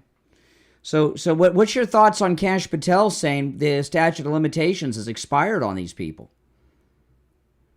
I think it's BS. Yeah. Because, I just looked it up. Yeah. So what do you think's going on here? Why, Kash Patel and Bongino have been all over this for 4 years. What do you think happened? Yeah, well, nothing. I don't know, but I'm disappointed like you. Yeah, all right. Appreciate the call. Yeah, we're disappointed. So let me get back to Comey not being arrested. So there's a couple possibilities. The first one I mentioned before the break, I'll just restate it quickly. They might have released him and gotten warrants and or have surveillance going on to see who he interacts with. Okay, that's a possibility. If they would have arrested Comey on Friday, however, the media would have made it the scandal of the century.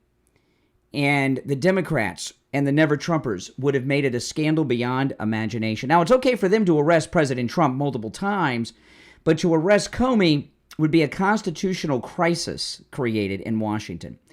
The government would shut down. It would shut down. And I'm wondering a couple of things about this. And I talked about this a lot over the weekend, and I'd like to hear your thoughts on everything we brought up. Call us on hold. You hang in there. Steve on Friday asked a pretty good question that got me thinking about this. Do you think Comey wanted to get arrested? Did Comey want to get arrested? I think he did. And I don't mean to promote his book. When Elon Musk and Doge exposed USAID, we found out that almost all the government corruption was being paid for through USAID. And President Trump shut it down. These deep staters and insiders in the permanent Washington class got their money cut off. And it's not just their money. This is the money for their whole families. There's tremendous financial pressure going on among the permanent Washington class. They can't make car payments, mortgage payments, pay their kids' tuition to the fancy schools and stuff. I'm telling you. And is it a possibility? I know this will sound far-fetched to a lot of people, but I don't think so. We know this. They're always trying to stop Trump. Trump has a massive mandate. They pulled this while he was out of the country, too, if you noticed. And by the way, those Republicans that went against the bill, that's all reversed now because the big, beautiful bill passed the committee.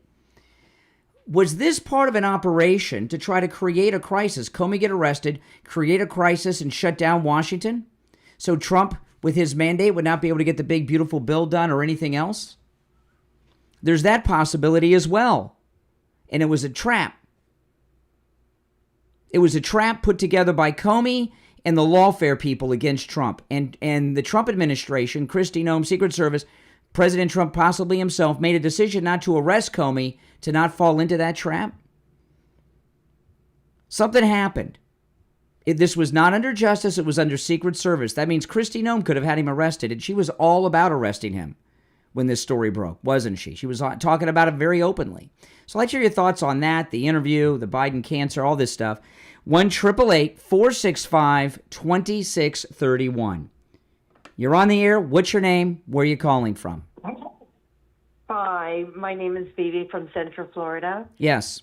And I wanted to comment about the interview with Bartoloma. Uh-huh. Yeah, Kash Patel for me did not sound like his usual tough self. Nope.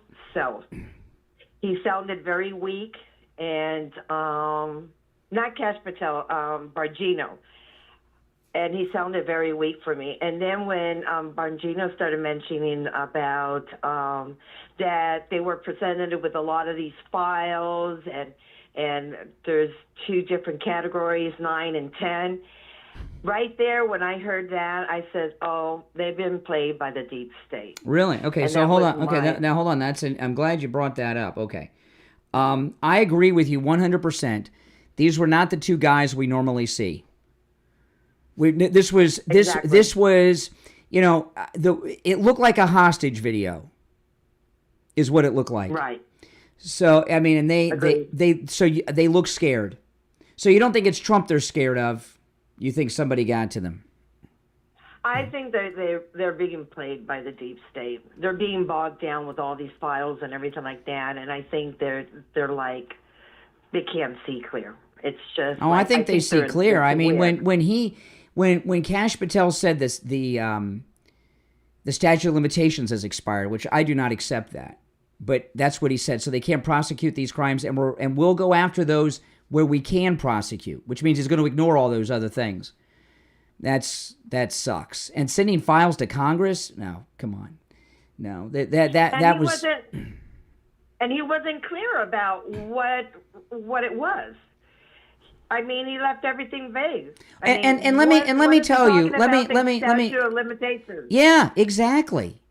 You know, and I don't accept. That's what I was talking about. What these people did was treason. President Trump was the sitting president of the United States. Then they committed treason. Are they telling us that treason has a statute of limitation on it? Exactly. Of that doesn't make 4 sense. or 5 years? I don't get it.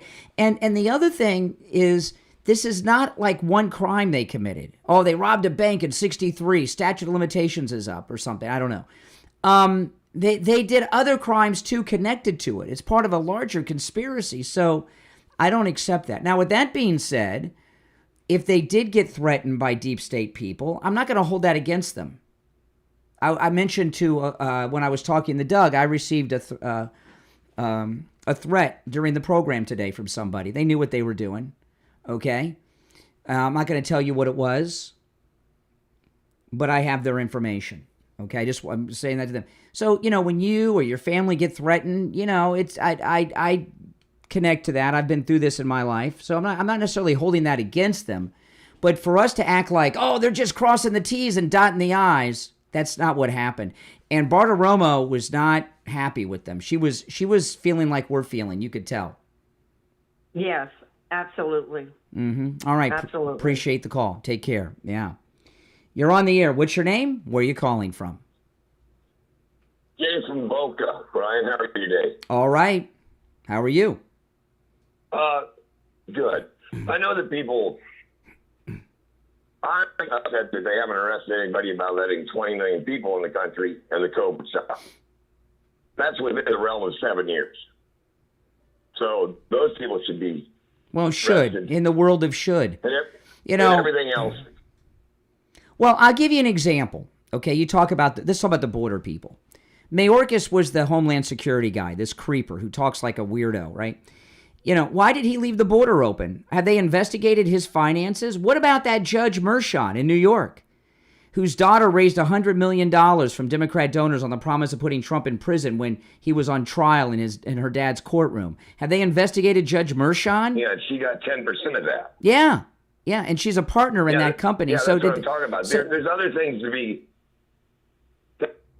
fingers gripped around. And Bongino told Bartiromo, and at one point in that interview, Bongino said, well, Maria, do you want to, we got other things we got to do. Do you want to see New York go kaboom? Or do you want to see people break into the Fox News computers? We got other things we got to do too. We got to prioritize what we're investigating. I was really in those. What do you think's going on with these guys? I think that this isn't just a swamp, it's the Mariana Trench, and it's much deeper, darker than we will ever know. Did they seem scared to you? They seemed intimidated. Well, who would be intimidating them? Especially Bongino. Really? No. Yeah, I just by the look in his eye and the way he kept staring forward and kind of trying to form words in his head before he said something stupid, which they did anyway, because, crimes, things out of time, this, that. Yeah. They're like my ex-wife and their excuses, It's Your ex-wife. It's bad. Okay. Yeah. Okay. So I'm not alone here. All right. Appreciate the call. I did send you a picture the other day. Of what? Hello? Yeah. What'd you send a picture of? Well, we were talking about immigration on X. They sent you a picture of 2 houses that have over 40 illegals living in them. Okay. All right. I'll take a look. All right. Appreciate the call. Send that to Tom Homan. You're on the air. What's your name? Where are you calling from? Oh, no. Not you. All right. If you're on hold, hang in there. It does now.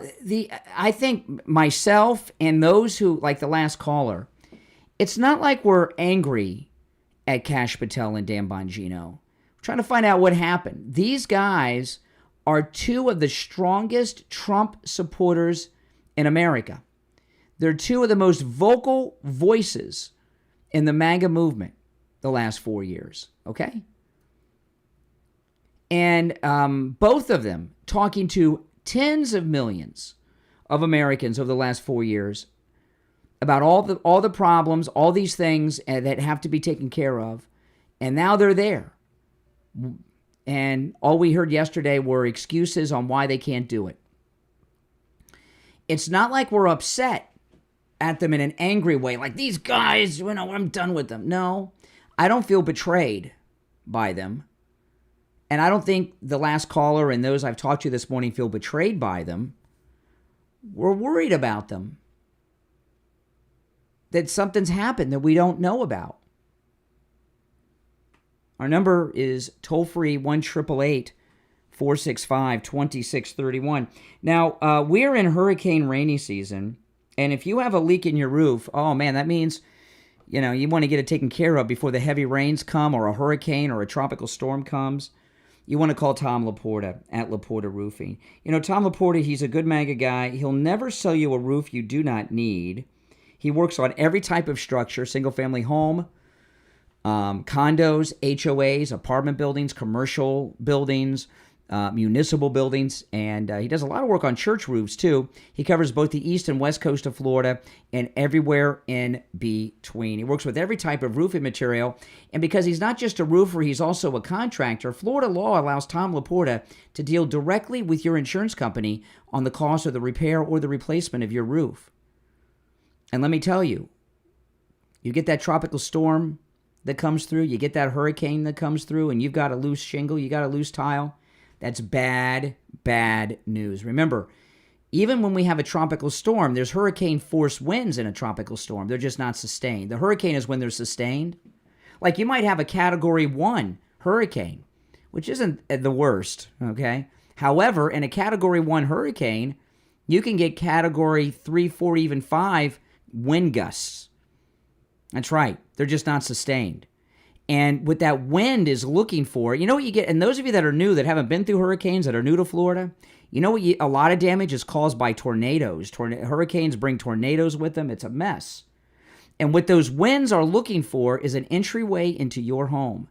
And that loose shingle or tile where you've got that wet spot on your ceiling could be that entryway. And once it gets that entryway, takes the whole thing with him. Give Tom Laporta a call. This number rings directly to Tom Laporta's cell phone, 954-604-4602. 954-604-4602. You can also text him there, 954-604-4602. He also can handle a job of any size, whether it's one building, one home, or an HOA with over 300 units. He can handle a job of any size. Give him a call. If you're on hold, hang in there. It's the Steve Kane Show. I'm Brian Craig. We'll be right back.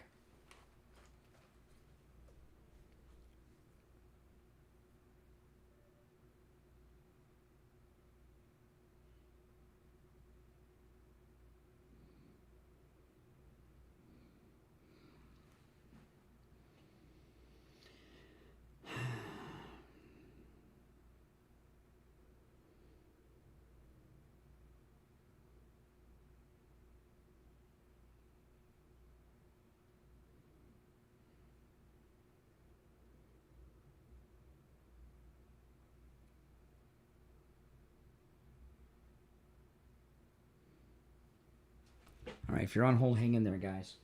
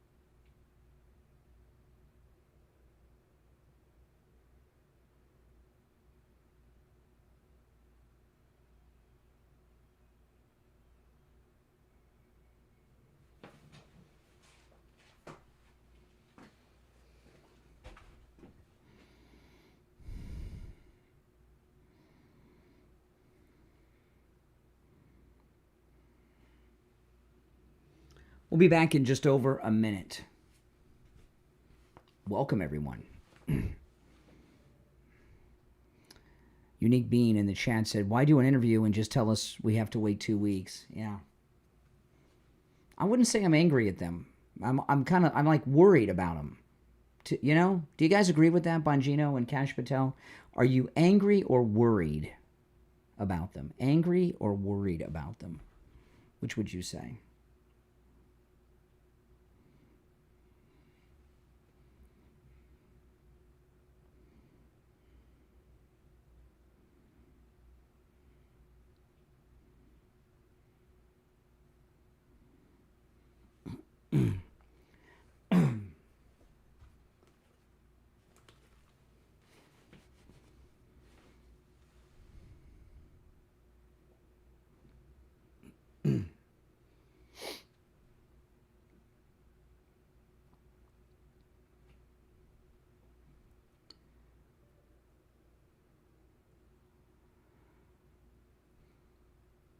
All right, I'm Brian Craig. It's the Steve Kane Show, Florida's longest running radio show, and we've covered quite a bit. I'll just go to the phones.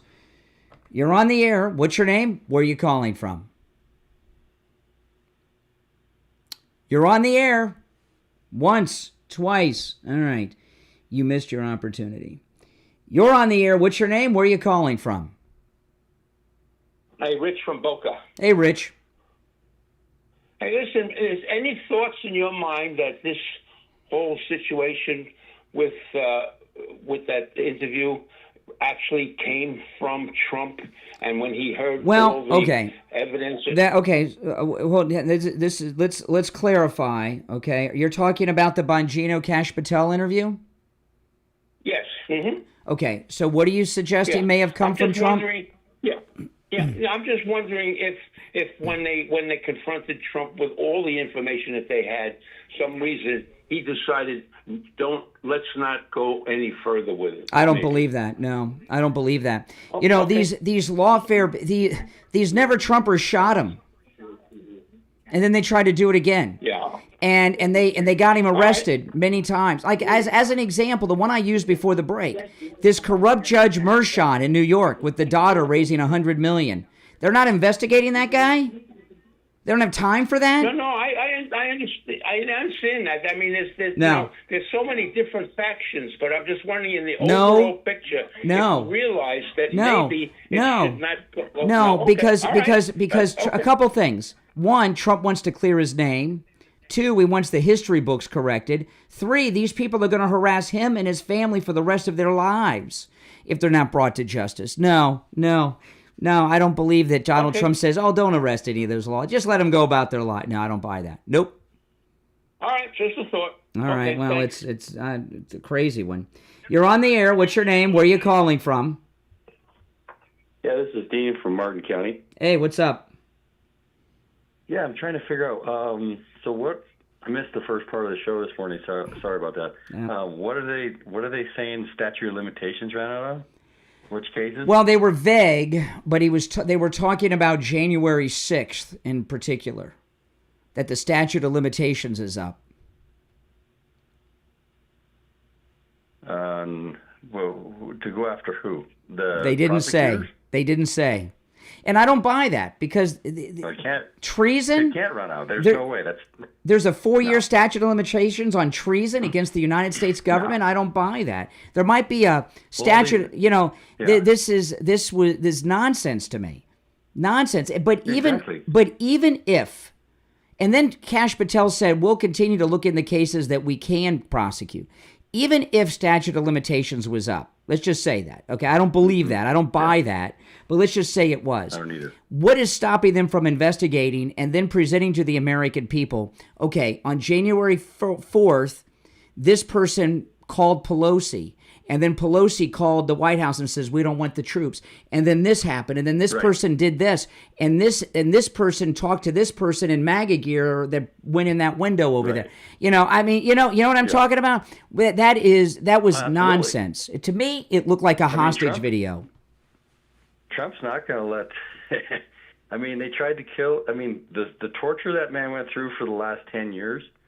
There's no way he's going to say, okay, the statute of limitations ran out. Okay, let him go. Yeah. No. No. And I don't accept that. I don't either. He was everything they did. Ridiculous. Everything they did was to Trump. Trump was the sitting president of the United States. Right. That's treason. Yeah. Exactly. Yeah. I mean, they got how many? I don't know. 1,500. Let's just say 1,500 J6 victims, right?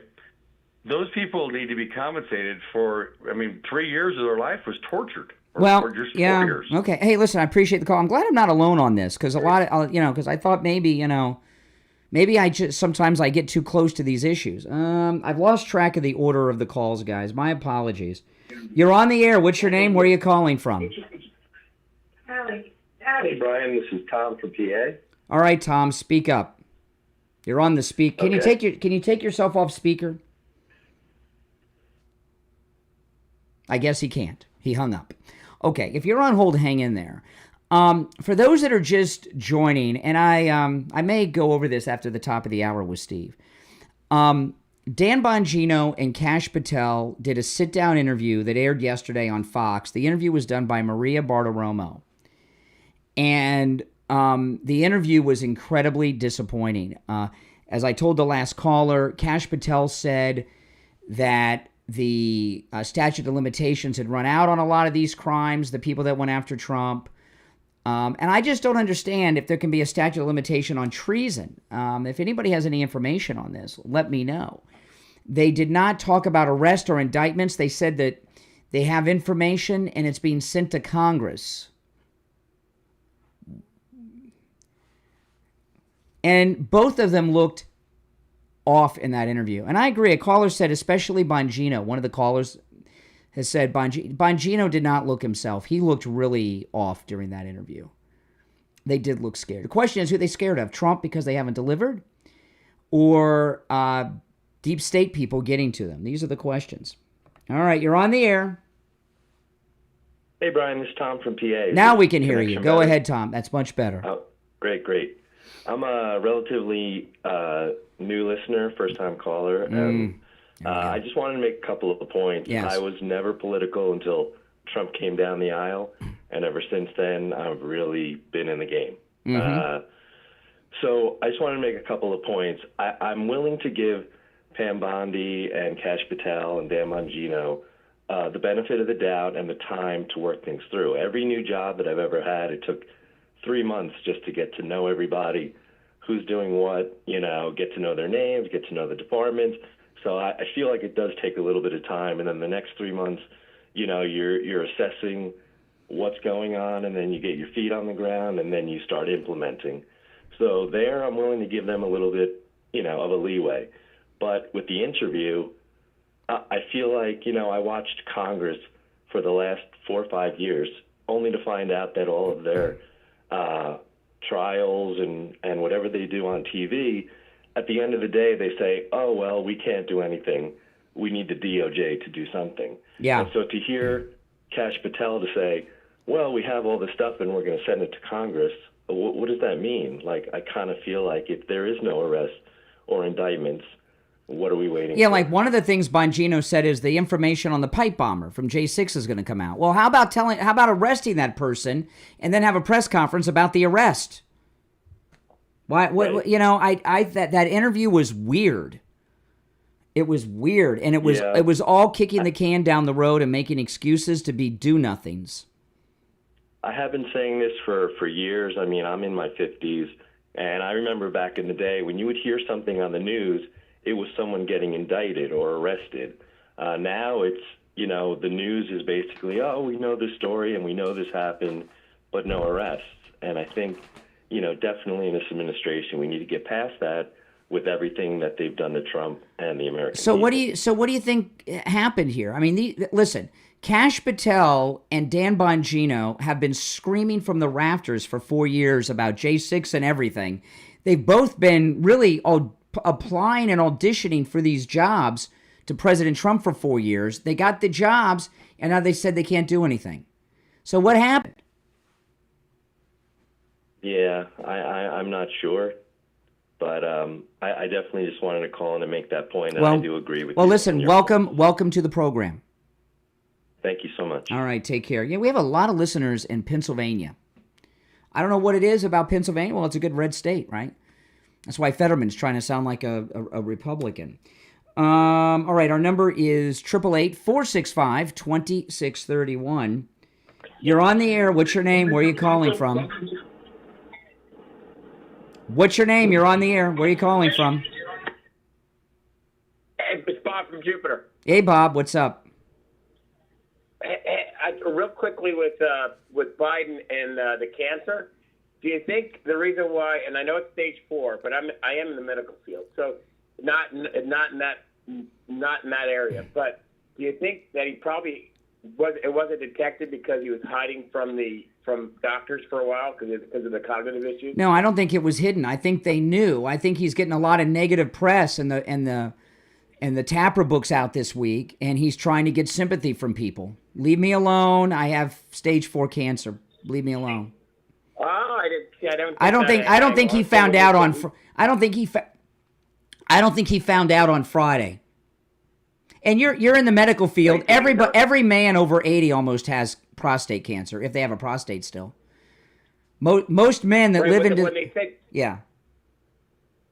I'm not in that area, but they said it was stage 4 and how aggressive it was, but that didn't just pop up 2 weeks ago. So I would think a president would have, of course, especially at his advanced stage, would be having prostate checks like. Of course he did. Of course he did. Remember he had physicals. He had regular physicals. He knew.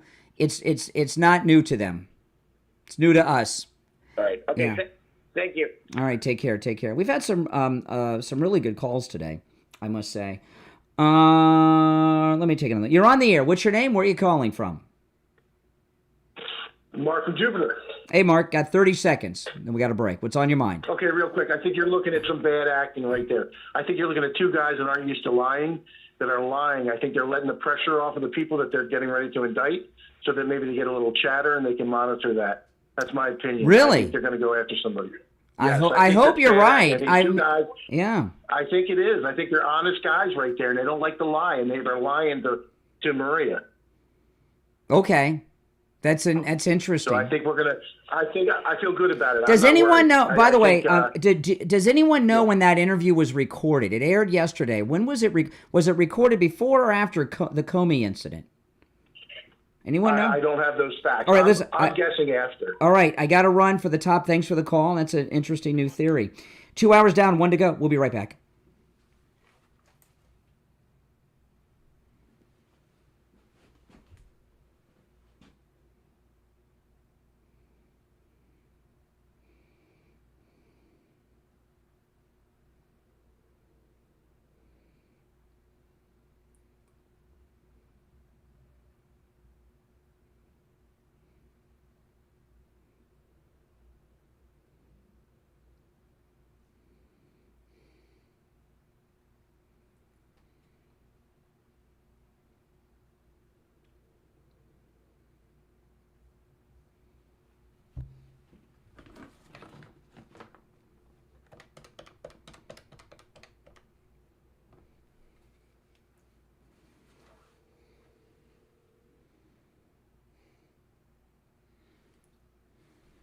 Hey, let me put you on hold for a minute. Hold on.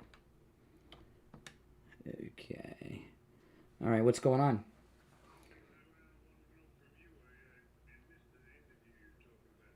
Oh yeah, that's a big one. Okay, I will. Okay, all right.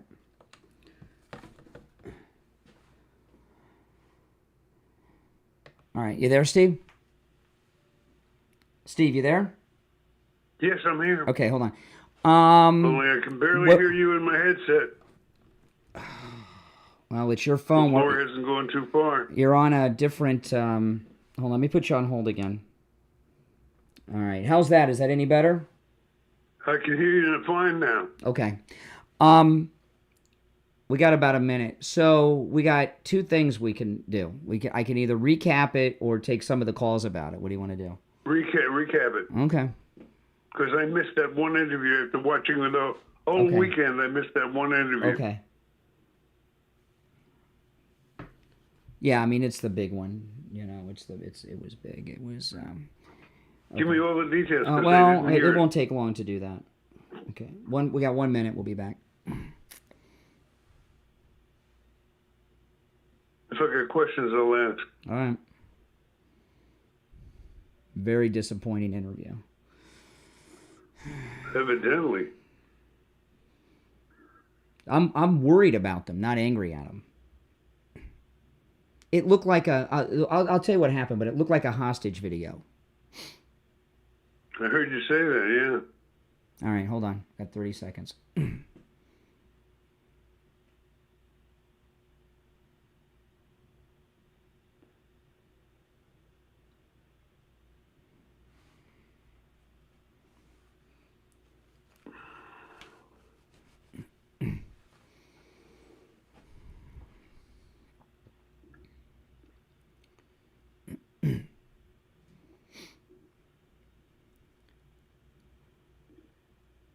Welcome back, everyone. I'm Brian Craig. You're listening to Florida's longest running radio show, The Steve Kane Show, on the radio since 1977, celebrating 48 years on the radio. Steve Kane joining us. Hey, Steve. How you doing? All right. You know, the Maria Bartiromo interview that aired on Fox Business yesterday with Bongino and Kash Patel. They were sitting next to each other. That's what I missed it. Yeah, well, I'll recap it for you. And I want to before I do the recapping, I want to tell people listening, I'm not angry at Bongino or Kash Patel. I'm worried about them because the way I would describe it is a hostage video. Okay, did anybody notice were their eyes blinking? Were they doing Morse code? They were extremely. What you're saying is they were extremely uncomfortable. Oh, especially Bongino. Bongino looked physically ill, and he was sweating. Okay, now just before I tell you what happened on the interview, Kash Patel and Dan Bongino have been screaming from the top of their lungs for the last 4 years about everything that's been done to Trump, right? From J6 on. Right. They Especially know the 2 assassination attempts. exactly. So they know all the players, they know everything, and then they did this interview, and it was, I'll give you a couple examples from the interview, okay? Kash Patel said that the statute of limitations has run out on most of these things, and they can't do anything. Which I don't buy that. I just don't buy that. And I don't blame you. Yeah, and he said on things they can prosecute, they'll do something, but they're sending all the files and information to Congress to release. I know. Isn't that crazy? No, they're buying time. For what? For whatever they're sitting on to develop. I don't know, Steve. If they're giving more time for more statutes of limitations to run out. I got this. I've got this in my. As I listen to the story, it seems that they've just reached a point in the investigation where they're dealing with stuff that they're not ready to release to the public. In this interview, they were forced for whatever reason to do this interview prematurely. That's what it sounds like to me. Yes. Okay. I think I mentioned that a little earlier. The problem is not what they have not done. The problem is the interview itself. Okay? The interview should not have happened.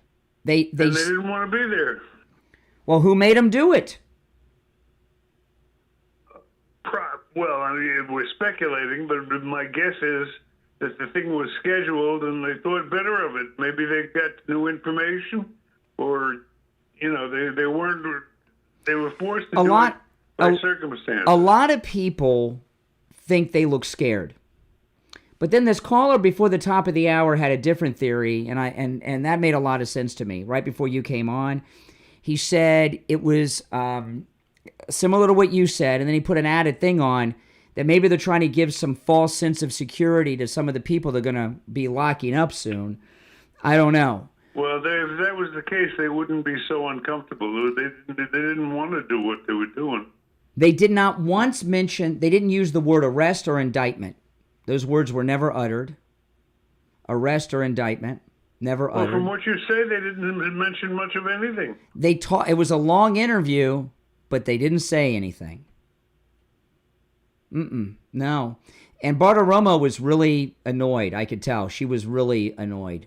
I think she felt like this. Why? It was like she was interviewing Mayorkas and Chris Wray about these things. These are the kind of answers you would have got. Mayorkas, for those that don't remember, was Biden's Homeland Security Secretary. Like pulling teeth. You might say like pulling teeth. And giving them nothing. Correct. Yeah. And I don't want people to think I'm attacking these guys. If they were doing what Steve says, that's awesome. But a lot of people think they look scared and were threatened. If they were threatened and are, these guys are awesome. No, I think you got it figured out. Sometimes the direct answer is the simple one. It usually is. I think for whatever reason, they weren't ready to go on, and they had committed to do it, or whatever the reason was, they felt they had to follow through, and they were uncomfortable. Well, there's, one of the biggest criticisms that's been going on with Pam Bondi is she's doing too many interviews. And they're very well aware of this. That instead of doing interviews, do arrest. And I don't want to see any interviews. I want to see press conferences with arrest or indictments or calling something out. I hope you're right. Well, I think to agonize beyond the point I think we've got the answer. The body language, they were uncomfortable. And, and the one caller said what we saw was some bad acting. They were uncomfortable with the interview, and they're honest guys, and in particular Bongino, and he can't lie well. So the uncomfortable look on Bongino was that they were sitting up there with BS stories, and he was uncomfortable doing that. Exactly. Okay. I hope you're right. I mean, well, that doesn't necessarily mean we're ever going to find out. I don't know. I mean, obviously they found out something. They say they have. They say they found out all kinds of stuff. They said But they wouldn't tell us what it was. No, they said they got what the most specific things they said was they've got a list of FBI assets that were at the Capitol on January 6th. Not agents, but assets, like informants that were there. And they're sending that information to Congress. That was one thing they said that was specific. Another thing they said was they got all the information on the pipe bomber, but they didn't tell us anything about it. And they're sending that to Congress. What about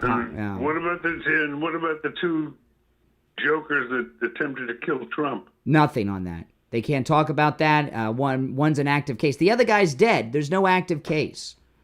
Bongino said that he said the one where President Trump was shot, the guy's dead. Bongino said that there was a foreign country involved.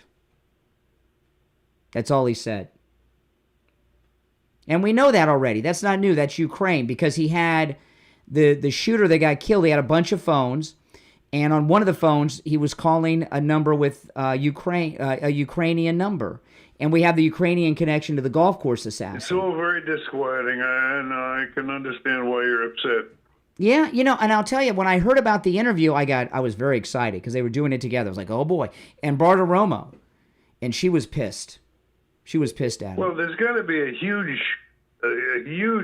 presence in the press today discussing it. The internet is melting down over the disappointment and outrage. A lot people are really upset with them. And I would imagine the regular press is going to go pretty crazy too.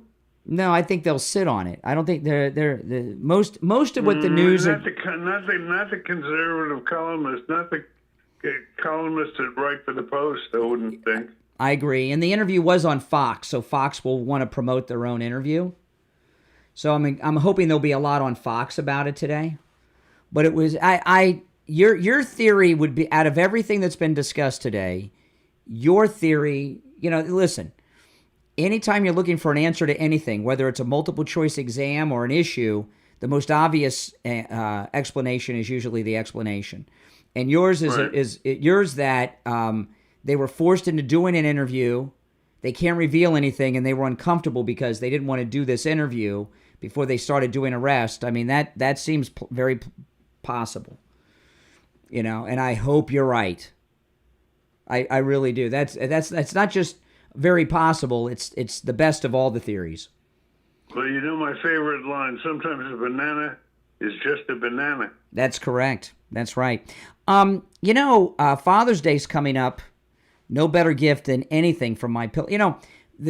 I have all the MyPillow products. So sometimes people ask me, what's your favorite thing? They're all great. But when I'm talking about Father's Day, I was talking about the slippers a lot last week. But I got to tell you that I have a MyPillow mattress topper. Oh, my goodness. The MyPillow mattress topper, there's not a dad in the world that wouldn't like that mattress topper to let go.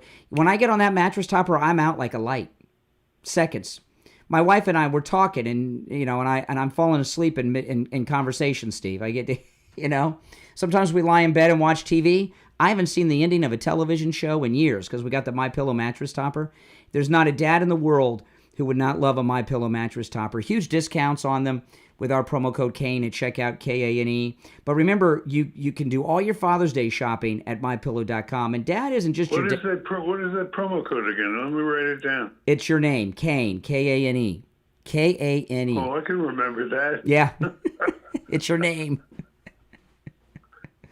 Yes, that's correct. Kane.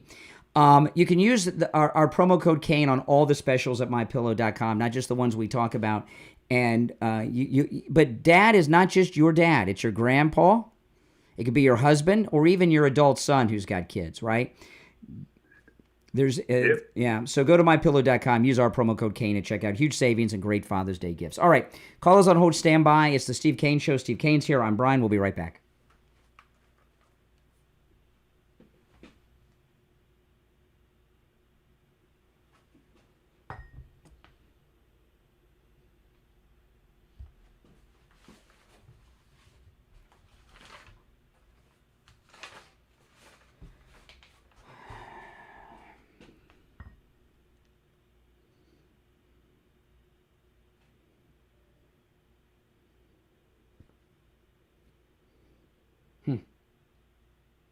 You there? Yeah. Everybody can hear you though, but that's okay. It depends. But you gotta. I'll pick up the phone. Hold on. Yeah, what's up?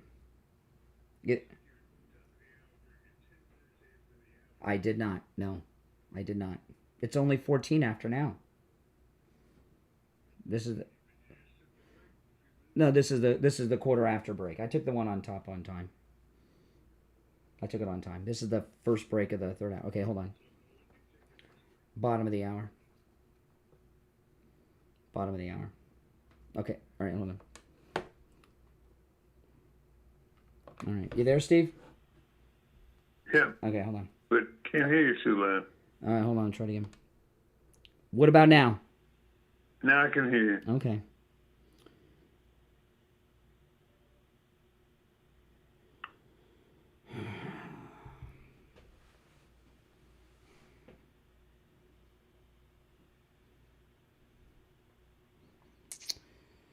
Oh, man.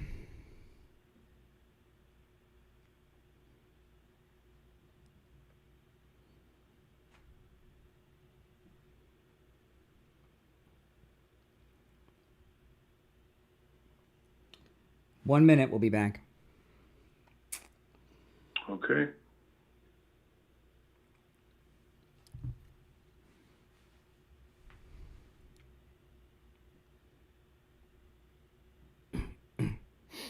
Okay, hold on. Okay. All right. Steve, you there? Yes. 30 seconds. I'm going to take some calls when we get back. Okay. I got a couple other things, but maybe we'll get some calls on this. Because...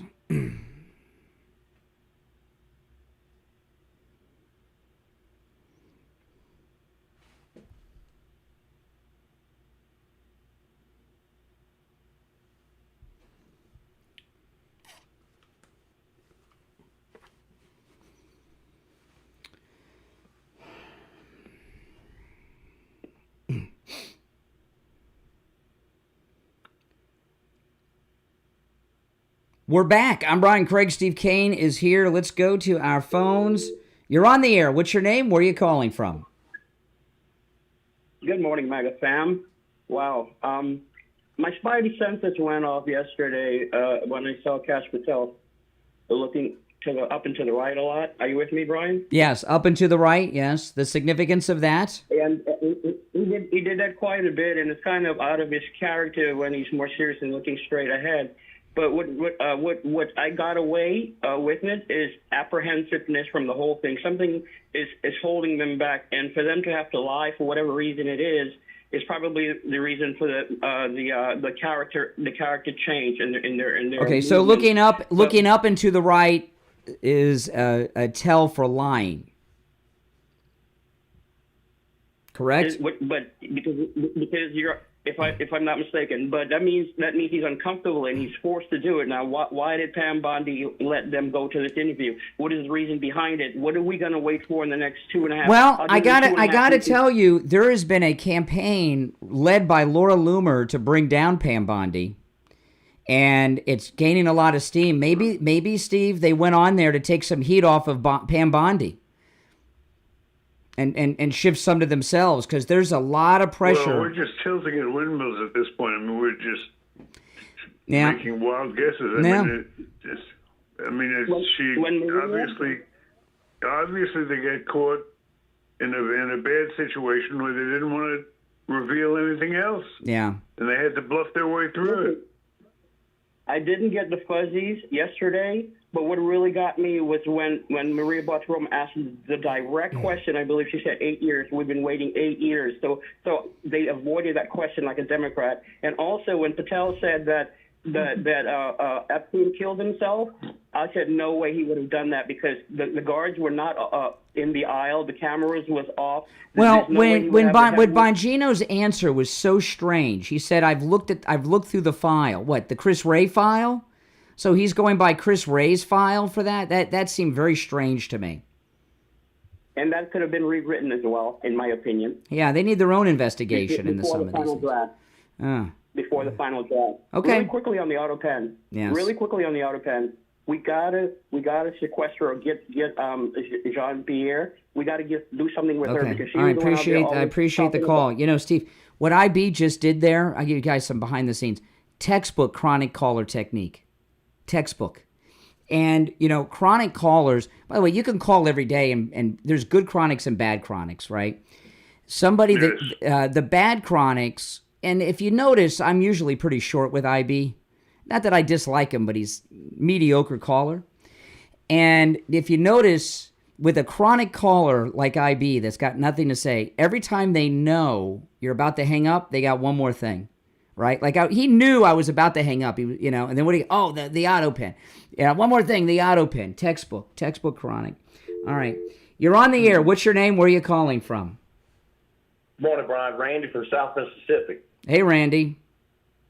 Hey, quick theory, Brian, and I know Dan Bongino had that deer in the headlight look, but can I just, one theory, do you think maybe some of the stuff that they found were probably names that he never thought in his mind could ever be involved in some of the stuff that they're finding? Like, oh my God, I never would have thought he would have done that. He was like an outstanding guy, but come to find out that that they probably had a darker side, and he's maybe kind of disappointed or just disbelief that certain people maybe that he had relationships with as far as friends. Are you assuming that he found out? Hold on. Are you assuming he found out for the first time this information at the taping?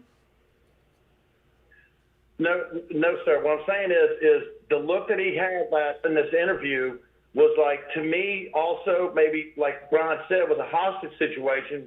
But it also, there's a look like maybe there's names in there that he never thought that he would people he was friends with or respected, and then he found out they were part of the operation against Trump. But the caller saying, wasn't it? The caller saying that it was that he didn't know in advance of the interview.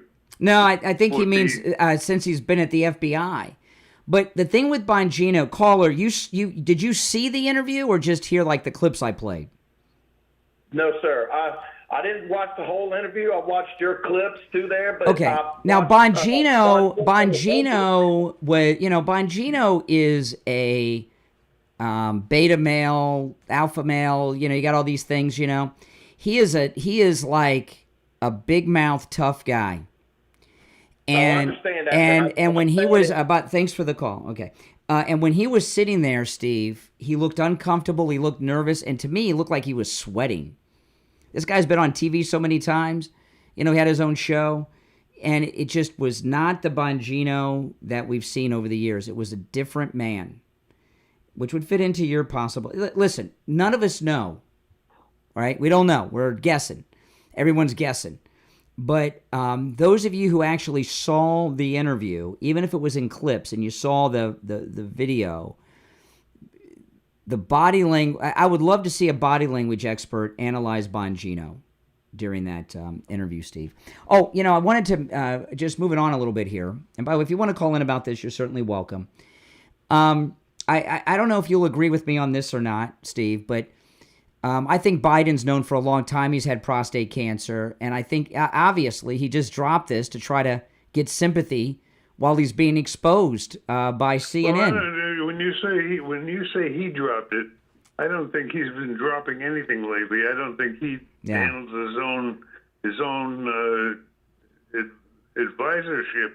You think of the wife, think the Jill? The Democrats have been waiting for the right time to release it for maximum, effectiveness for what they're trying to accomplish, which right now is to get the spotlight off the off the president or the ex-president, and that's why they did it, and it's just obvious.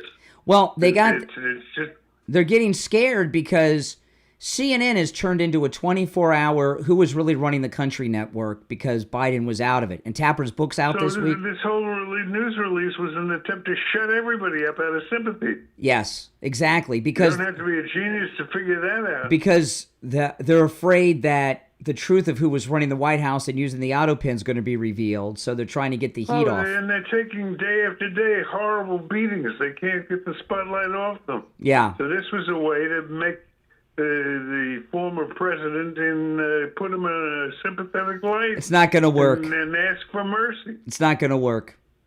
That's the easiest. First off, to figure out. You know, you had prostate cancer years ago, and you got it treated. Yes. You got the radiation.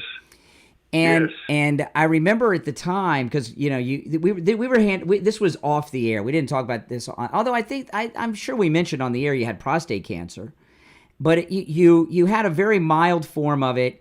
You went and got the radiation treatment, and your doctor told you you shouldn't even get it treated. It wasn't needed. It didn't need to be treated. You did it electively, the radiation, right? No, it was suggested I do it. I had to deal with it. It was going to grow if I didn't. But what I learned a lot about prostate cancer during that period, right? Because I'm getting older too, so I had to read up on the prostate, and I can't remember the exact number, but it was between 80 and 85%. So I'll round it down to the lower number. When men live over the age of 80 years old, among men who die after age 80, and that could be 80 up to 100, 80% of them have prostate cancer. That doesn't mean they even know about it. It doesn't mean that it's stage 4 or that it's even being treated, okay? But if you live over the age of 80 and you're a man, 80% chance you're going to die with prostate cancer. So having prostate cancer... Well, first of all, there's the thing that disturbs me about that whole deal, and you're right. It's no big deal. I've experience with prostate cancer. There's no way that a man who has with the finest doctors and gets examined once a year, which the president does, doesn't have a PSA test, and it would advance this far without them knowing about it. And when you doesn't make sense. And when when you're the president, you have a doctor next to you 24 hours a day, and if you've got this stage 4 prostate cancer, how many times a night and day are you peeing? It's got to be like nonstop urination. And the doctor that was with him 24 hours a day would have noticed this. So they've known for a long time about this. It's just an attempt to gain sympathy. As you know, we have sponsors that do the general testing, blood testing. Yeah, any lab test now of Boca and Coral Springs. Exam is the PSA test. Yeah, that's right. That's correct. And I have them done regularly too. There's no way to make it this long without getting detected. So he's known about it. Yeah, so the sympathy card isn't going to work. No one's going to have sympathy for him over this. But I'll tell you. I don't know. Donald wrote him a sympathy card. Well, we all got to wish him the best. But what I mean is the sympathy's not going to get the CNN off his back, okay? Or the Autopen corruption to disappear. It's not gonna save him. But I'll tell you who I do have sympathy for, and that's people that are living in pain. I know. Before I met Dr. Appleton, and he treated me with this laser wave pain treatment, I had pains that were just so bad. My arthritis, my knee pain, and he's rid me of pain 7 times. And you don't have to live with pain. You know, the laser wave pain treatment repairs the damage in your body that's causing the pain. That's why when Dr. Appleton treats me, the pain does not return. Give him a call. And remember, there's no injections, no shots, no drugs, no surgery, no downtime, and no appointment necessary. Walk-ins are welcome even on Saturdays with Dr. Appleton. Also, it's a free consultation. If you have x-rays or scans, bring them with you. Dr. Appleton will gladly look at them for you. Here's his number. Give him a call and say bye-bye to your pain. 954-973-0710. 954-973-0710. And online, AppletonCairo.com. We'll be right back. I want to put you on hold for a minute, Steve. Hold on.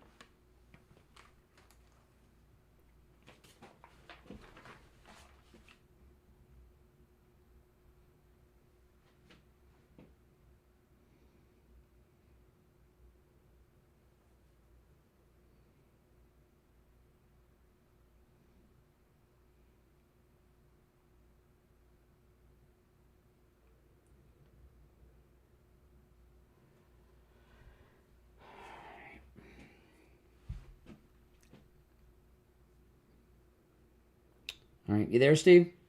Yes, I am. Okay.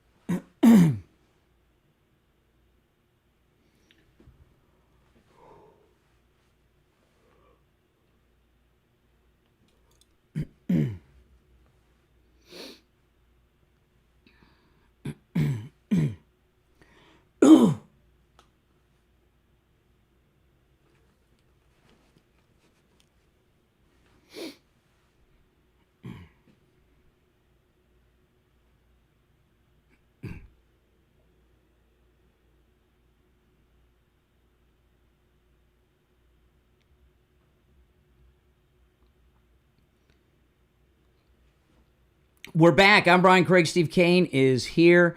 So, the big, beautiful bill went through the committee, so it's going to go to the House now. So that's a done deal.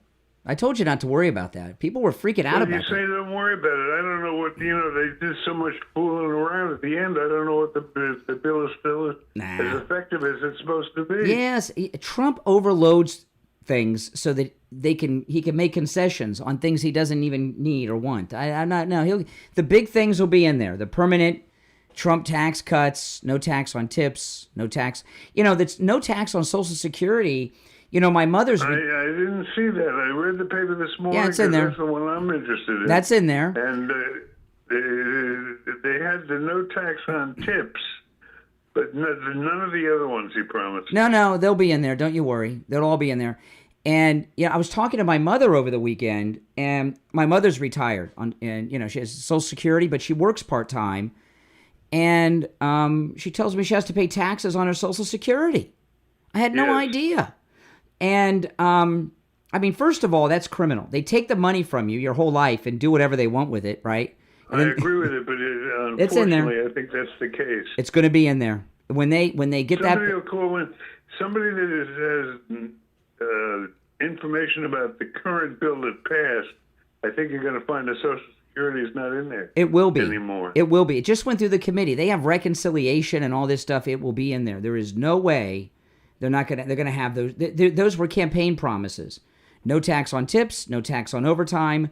No tax on Social Security. There's no way it's not going to be in there. I sure hope you're right. And the thing about, think about it. I didn't, when you think of tips, we think of, tip workers and everything else.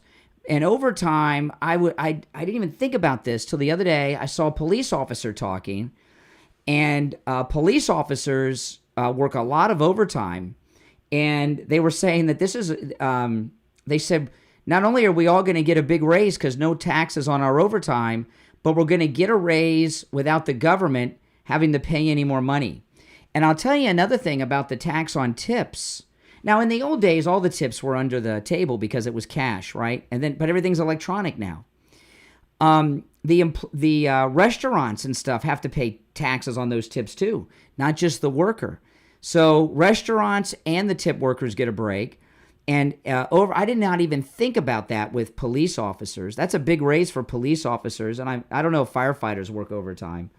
But I've never known a police officer who didn't work overtime. And that's massive. And my mother doesn't follow news and politics as much as we do, And she did vote for Trump. First time my mother voted Republican in her whole life. She voted for Trump. And it was over this. Congratulations. I know. Never vote. My grandfather was a big Union Democrat, so my mother's dad. So she was never, voted for a Republican, but she did this time. And she was telling me about the tax on Social Security was a big part of it. She's like, I work part-time. I'm paying tax on my Social Security. She said the guy next door, he sits around with his feet up all day, and he pays no taxes on his Social Security because he's not doing anything. And a lot of seniors work, even part-time. So that's I have no doubt in my mind it'll be in there. I must tell you, though, Steve, I was disappointed that Comey didn't get arrested Friday. What about you? Me? Yeah. I was very upset that Comey didn't get arrested. I was really. I thought he was going to get him fired. I thought he was going to get arrested. I saw when the Secret Service picked him up, he is psychotic, that guy. You could just see it in his eyes. Oh, yeah, he's bad news. Yeah. All right, let's take some calls. I am surprised. Yeah. You know who's supposed to be prosecuting the case, don't you? Who? Judge Janine. Yes. Well, let me tell you something. The decision not to arrest was, okay. I'm glad you brought that up. I knew there was a reason I saved it to talk to you about. Okay. The decision came from the Secret Service. The guy that runs the Secret Service now, the director who made the call, is the guy who was with President Trump when he got shot. Right? So he's tight with Trump. I mean, Trump trusts him with his life. He made him the head of the Secret Service. Secret Service is under Homeland Security, which is Kristi Noem. And I saw Kristi Noem on TV Friday saying Comey should be arrested. Judge Janine is the U.S. prosecutor for the District of Columbia. She had been sworn in already. So there's something going on here. The Secret Service director, Kristi Noem, and Judge Janine all said don't arrest Comey. I don't buy that. I don't know what happened, but that was a calculated decision that they made. Why they did it, I don't know. Hope so. Well, what my hope is they did it to get some warrants, and they're monitoring his communication to see who he's talking to. Because, but that, I was really hoping that, think about it, if he would have been arrested, Judge Janine would be the prosecutor. Could you imagine? That would have been fun to watch. Oh, my goodness, Steve. That would be better than the Johnny Cochran Dream Team Spence days. That would have been one of the most exciting legal cases of the last 50 years. I mean, that would have been amazing. All right, let's go to the phones. All right, you're on the air. What's your name? Where are you calling from? Brian from Deerfield. Oh, hey, Brian. To say the least, Brian, I think. Hi, Steve. How are you today? I got to tell you, disappointment is an understatement for that interview. That's the worst thing I've seen on television in a long time. Absolutely. These are two guys that I thought were two of the stand-up guys in this administration, and that dog and pony show they put on was a disgrace. And they're butch, tough, in your face, big mouths, and they both look like scared. What happened with that? They look like a couple of guys, like you say, didn't want to be there in the first place. But I thought they looked very uncomfortable even interacting with each other. It was, I tell you, it's nothing good. That's for sure. Yeah, are these guys getting along with each other? It didn't look like it. Well, they didn't. It didn't seem like a. I'm glad. It's interesting you say that. I didn't think about that. They didn't seem like a team. No, they didn't. They looked like they were worried about what the other guy was going to say on live TV or something. I mean, these guys are supposed to work with each other every day. They're in meetings from 7:30 in the morning to 7:30 in the evening. They don't look like they're comfortable with each other at all, Yeah. And I have to tell you something. I never bought the Epstein thing. I don't believe it committed suicide. A guy like that, with all the swagger he has and the ego and that, he's going to go down fighting. He's going to try and win it in the courtroom, or he's going to win it with the leverage he has with those videos of all the rich and powerful who are still on the outside. I never bought that. Well, I give you an example, okay? Like I was talking to somebody over the weekend about P. Diddy, right? Right. P. Diddy's a billionaire. He's a billionaire, right? Yep. Now, obviously, I don't do any crime or anything because I'm a law-abiding citizen. However, if I were a billionaire and I was facing a life sentence, I would use my billions and go to a non-extradition country. With what he's done, I would have moved. If I were him, I would have bought a mansion next door to Roman Polanski in France and lived out my days, okay? I've talked to a couple people about this, and they said, you don't understand. These guys like P. Diddy, like Epstein, they're so arrogant. Like Weinstein, Weinstein, the Hollywood guy, he could have done the same thing. These guys are so psychotic and crazed and egomaniac. They don't do this kind of stuff. They always think they're going to win in the end. They're nuts. Well, I thought there was going to be a big win-win on this interview we were getting, but we sure didn't get it. Well, when Bongino said about the Epstein thing, when Bongino said, I looked at the case file, and that's Chris Wray's case file. Come on. Yeah. Come on. What do you make of it, caller? What do you make of it? It's a very good question, Steve. There's something going on there that's really not on the up and up. I don't know, like you said, if they've discovered something that maybe it's better that it doesn't come out, or they're threatened or something. But I don't think it's that. I think maybe you're onto something where they've uncovered a lot of stuff that maybe it's better it doesn't come out. But you know what else they did? They also prepared you and said, oh, and by the way, we won't be doing many interviews in the future either. Well, what's that all about? And I didn't like this statute of limitations talk. I didn't like that at all. That really... No, I didn't like that. And now there seems to be something going on with Bondi. I'm not sure the deal is going on with Bondi either. She's part of the team too. Well, I mean, let me tell you guys, I'm telling you, Steve, Laura Loomer has mobilized a good chunk of the MAGA movement against Pam Bondi. And she's got... I'm the only one that's getting sick of Laura Loomer. Nah, I'm never going to say anything negative about Loomer. I mean, she seems very good. I mean, I watch her work in that, but I don't know. She seems to me she gets an undue amount of attention. She's got a powerful, large follow. You know, the thing, I'll say one thing about Loomer, okay? She does not get along with other women. Marjorie Taylor Greene, Pam Bondi, there's that, I will say that. Thing is, but Trump seems to like her. The last time they kind of went after her, he stood up and said, no, she's still on the team in that. Yeah. She goes on all the flights and everything like that. Mm-hmm. There's something going on here, and it's very disappointing. But they could have been. So, Steve, when you go back, if you can and see, you'll see the interview. They'll run it on Fox because it's a Fox interview. They could have been scared of Trump because they haven't delivered, and he's pissed, and he came back from the Middle East pissed, and he could have yelled at him. Yeah. You know, a lot of times times they deserve a good yelling at. You know, a lot of times you don't want to. What is it? Hold on. You said I don't want to skip over this. You said she hasn't delivered for Trump. There haven't been any arrests or indictments. What is she supposed? Bondi or Kash Patel or Bongino. I thought Bongino was coming in to be. I was expecting Bongino to be like Tom Homan, but Kash Patel's the office guy. And Bongino's the field guy who's putting the handcuffs on Comey and Fannie. Yeah. And what are we getting? I mean, nothing. Well, we kind of look like a wimped out interview. I mean, we really got a bunch of nothing and a bunch of BS. I mean, that's not going to work. And let me tell you, if they don't bring in Colby for some type of indictment or something, people are going to really start to wonder. We're back where we were before. That's right. After all this work. That's right. And these are two, like I said, two stand-up guys, and they got to do better than that. Yeah, very disappointing. Yeah. All right. Take care. Good to hear from you. All right. Now, I want to tell people about the free doorbell camera offer from Slomin's. Steve, I love this thing because I don't like to be, when I'm at home, I don't like to be bothered. And I don't like to, we get packages from Amazon and everything.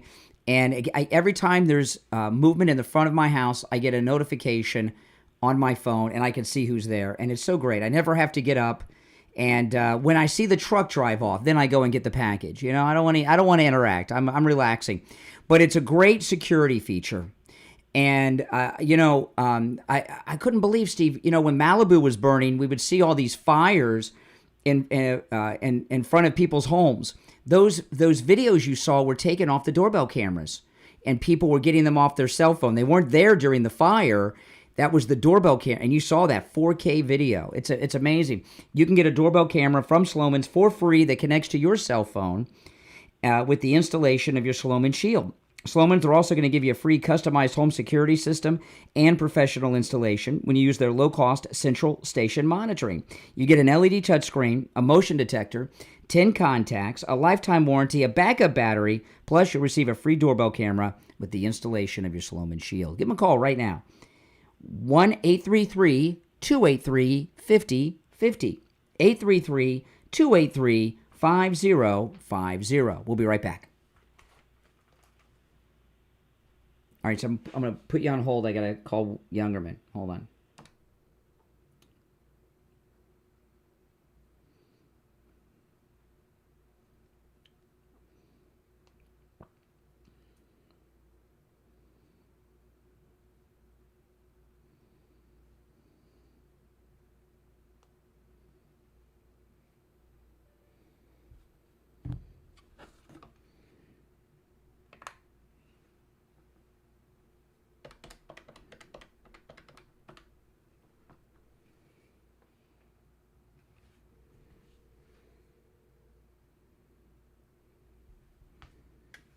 Hey there, hold on. Steve, you there? Steve? Steve, you there? Yes. Okay, I'm gonna conference in William. Hold on. All right, William, we have about 30 seconds. Okay.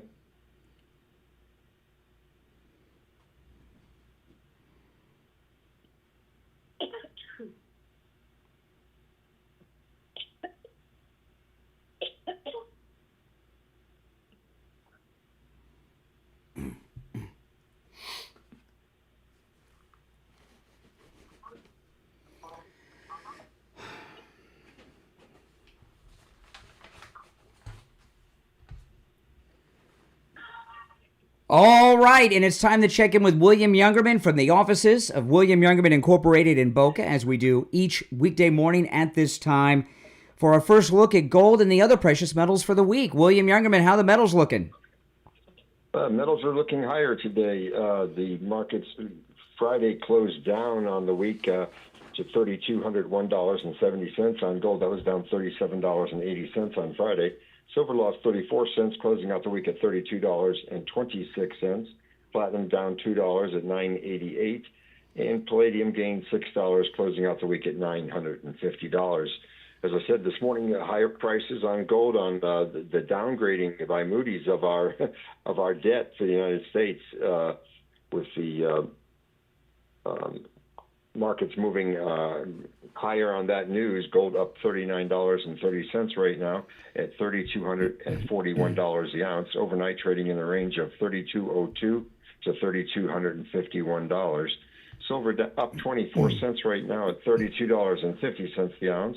Platinum gaining $3 at $9.91, and palladium down $6 at $9.44. So gold $3,241, not too bad. Yeah, and I'll tell you, we first met you, William Youngerman, right after Hurricane Wilma, which was a very bad hurricane that hit this area, and we were without power for a long time. But even without power, you were open after the hurricane with no power, and people were coming in with their gold and other precious metals to get that much needed money to get them through the post-hurricane when the banks were not open.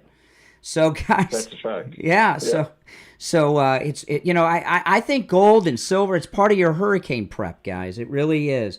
All right. William Youngerman opens up at 10 a.m. He's located in Boca at 150 East Palmetto Park Road, on the first floor of the Bank of America building, immediately east of US 1 Federal Highway on the south side of Palmetto Park Road. You can give him a call, toll-free, 800-327-5010, 800-327-5010.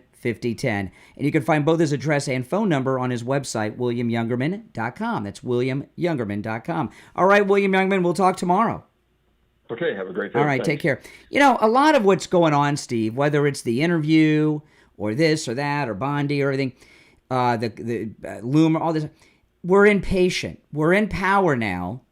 We control everything, and we're not seeing movement as fast as we want it. And a lot of it is being impatient, and I get that, and I'm impatient, but if Bongino, I think you're being over. I think you're, as usual, being overkind.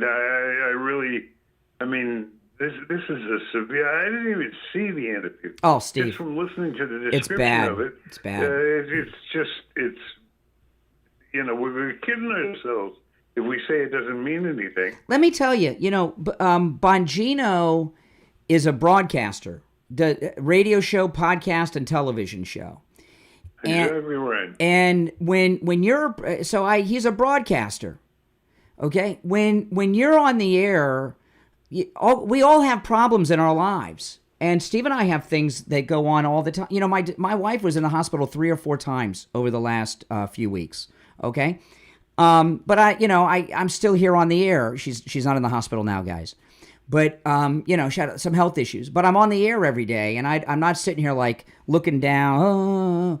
When and you have problems and from time to time, or things happen in our personal lives all the time. But when you're doing it, you do it. And Bongino, because he's the body language, Steve, the looking down during the interview and things, it just was not. It was whatever is going on was upsetting to him to the point that he couldn't cover it.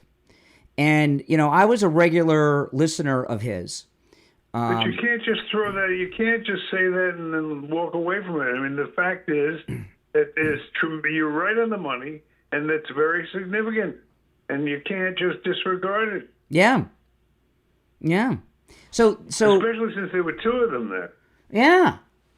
Like sometimes, I don't want, I'm not comparing us to Bongino and Kash Patel. The stakes are higher with them than with us. But sometimes you or I, one of us will have something going on in our life, and I'll tell you, I got this going on. I need some help today. Or you'll tell me. So, you know, we cover for these guys weren't covering, and I thought it was interesting because I didn't pick up on that until the one caller said they didn't seem like a team, and I sensed that. So, you know, I hope your theory's right, that they just didn't want to do it because there's some things coming up, and that's it. But that's not what it felt. You want to take some more calls, Steve? What do you want to do? Yes. All right, let's go. All right, you're on the air. What's your name? Where are you calling from? Morning, Stephen Bryan. It's JJ. Oh, hey, Jay. Hey. Hey, guys. You know, I disagree with a lot of what I'm hearing today, which is a little abnormal, but It is abnormal. You know, I'll just say this, that you know, there's the old world, you know, that we used to live in, you know, but that deep state news cycle, you know, world, you know, is basically got two flat tires and no. Let me cut you off here. Let me ask you a question. When you say sure, you disagree with a lot of what you said, is what you said. What do you mean by that? This morning. Well, let me see. I think the 2020 election is extremely important. The past proves all the lies to the Democrat voters, which gets us more voters. And we didn't say it's not important, but we're talking about the issues of today, not 5 years ago. I know. That's he asked. I'm just giving that. That's just. Did you see the interview in question? I did, and that's another thing that I disagree with. I am in agreement with the one guy that called in. That was more. I mean, look. I look at Bongino and those guys. I look at their body language. I don't see guys that are scared or worried. I'm not worried about either one of them. I see maybe some frustration. Okay. Because these guys have to go by rules. They can't go by what their gut is telling them. They have to go by evidence, and I think it sucks for them because they believe exactly what we believe, but they have to be able to prove it in a court of law. And when you have a judge, when you take that in front of a judge that's probably been picked by some psycho left-wing nut. They don't have to do that when they're not under oath, when they're not testifying at a hearing or a legal hearing. Judge Janine's the one that's going to go in front of the judge, not them. Well, yeah, I know, but I'm talking about when it gets to court, like say with Comey. I think that I thought he was going to get arrested, and you know what? He still might. But I think maybe what's going on there is a lot of times the feds won't arrest somebody because they've got another case. I mean, they may be working another case. I think they have another case against him. And as far as statute of limitations goes, I mean, that's just a real thing. The standard is 5 years but there are, you know, there's exceptions like for capital crimes, treason, espionage. What they did, listen, you know, anyone that was involved in J6 or any of those things, or the lawfare against Trump, he was the sitting president of the United States of America. That's treason. That's it. Exactly. So this isn't a B&E at the Capitol building. This is treason. Exactly, and even, you know, cases, the statute of limitations of that is forever. Now, there are other cases where, you know, like, say, for instance, if there's a foreign evidence or if there's a war going on, I mean, they can extend the statute of limitations. But the treason, that's the thing that I've been I agree with you about Comey. I think Kristi Noem was like, arrest him, and she's in charge of Secret Service. They let him go. I agree with you. There's something else going on with Comey. They made I think they've got him on something else, and they want him roaming around. Or they use this incident to get wiretap warrants on all of his devices and everything for him and his family and his daughter and his wife, and to find out who he's talking and communicating with. I think that's very, very possible. Yeah, so why is it so comes uncomfortable? down to, well, I think it's because they're just frustrated. They shouldn't have done the interview. Because they can't prove. Maybe they were told to get out there and do something, but they have to go by what they can prove, not what they. I mean, who's I look at the 2020 election. I know it was stolen. Who told them to do the interview? Is what we're trying to do. Trump, Bondi. I've got it. Well, I think if Trump knew they were going to do something he didn't want, I think Trump is pretty. Could easily just say, "Hey guys, don't do that interview." But I think they did it on purpose. What kind of a thing would Trump not want to? Wouldn't that scare you if that was true? Well, I think if Trump told them not to do it, obviously he didn't because they did do it. So there's the evidence right there that Trump didn't tell him to. But if he was going to, you don't know that. You don't know that Trump didn't do that. They didn't do what Trump didn't want them to do, even though they did the interview.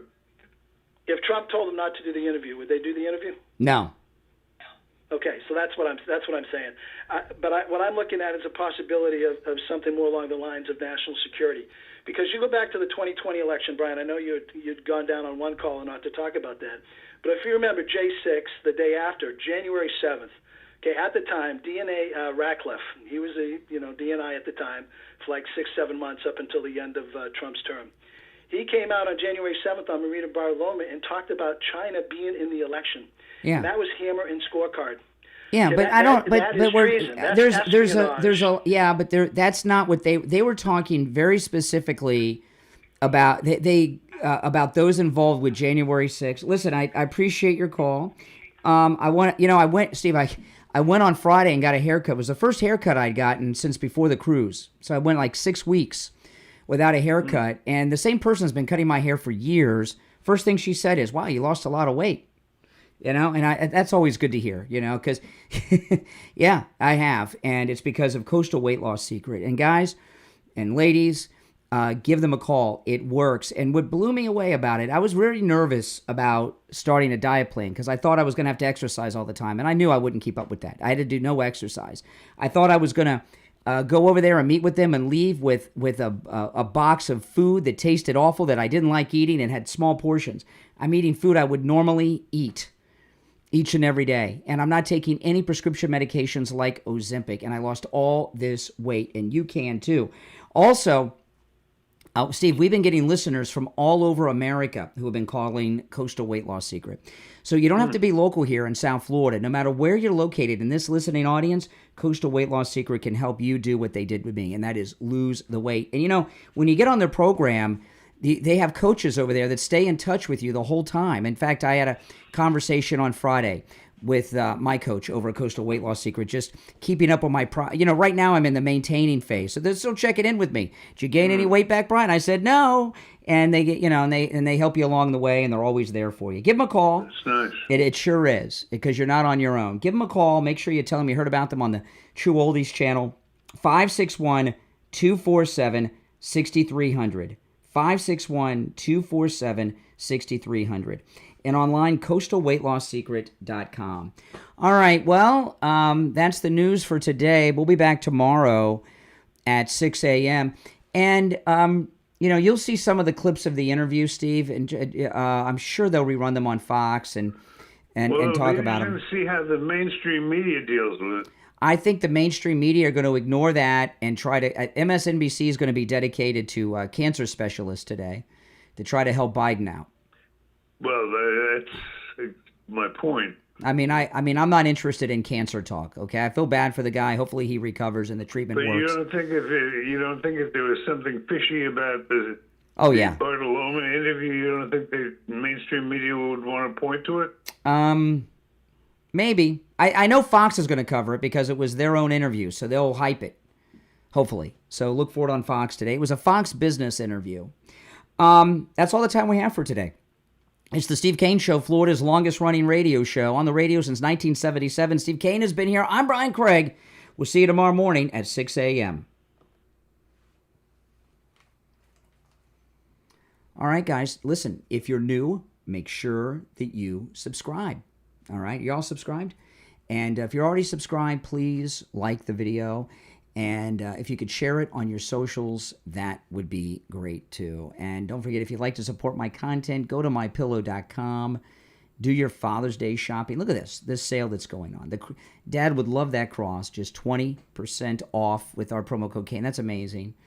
What else are some of the great Christmas gifts? The MyPillow slippers, $90 off, just $59.98 with our promo code Kane at checkout. These make great Father's Day gifts. I have the tan moccasin. Steve likes the charcoal, the black. There's also the slip-ons, $90 off. Great deal.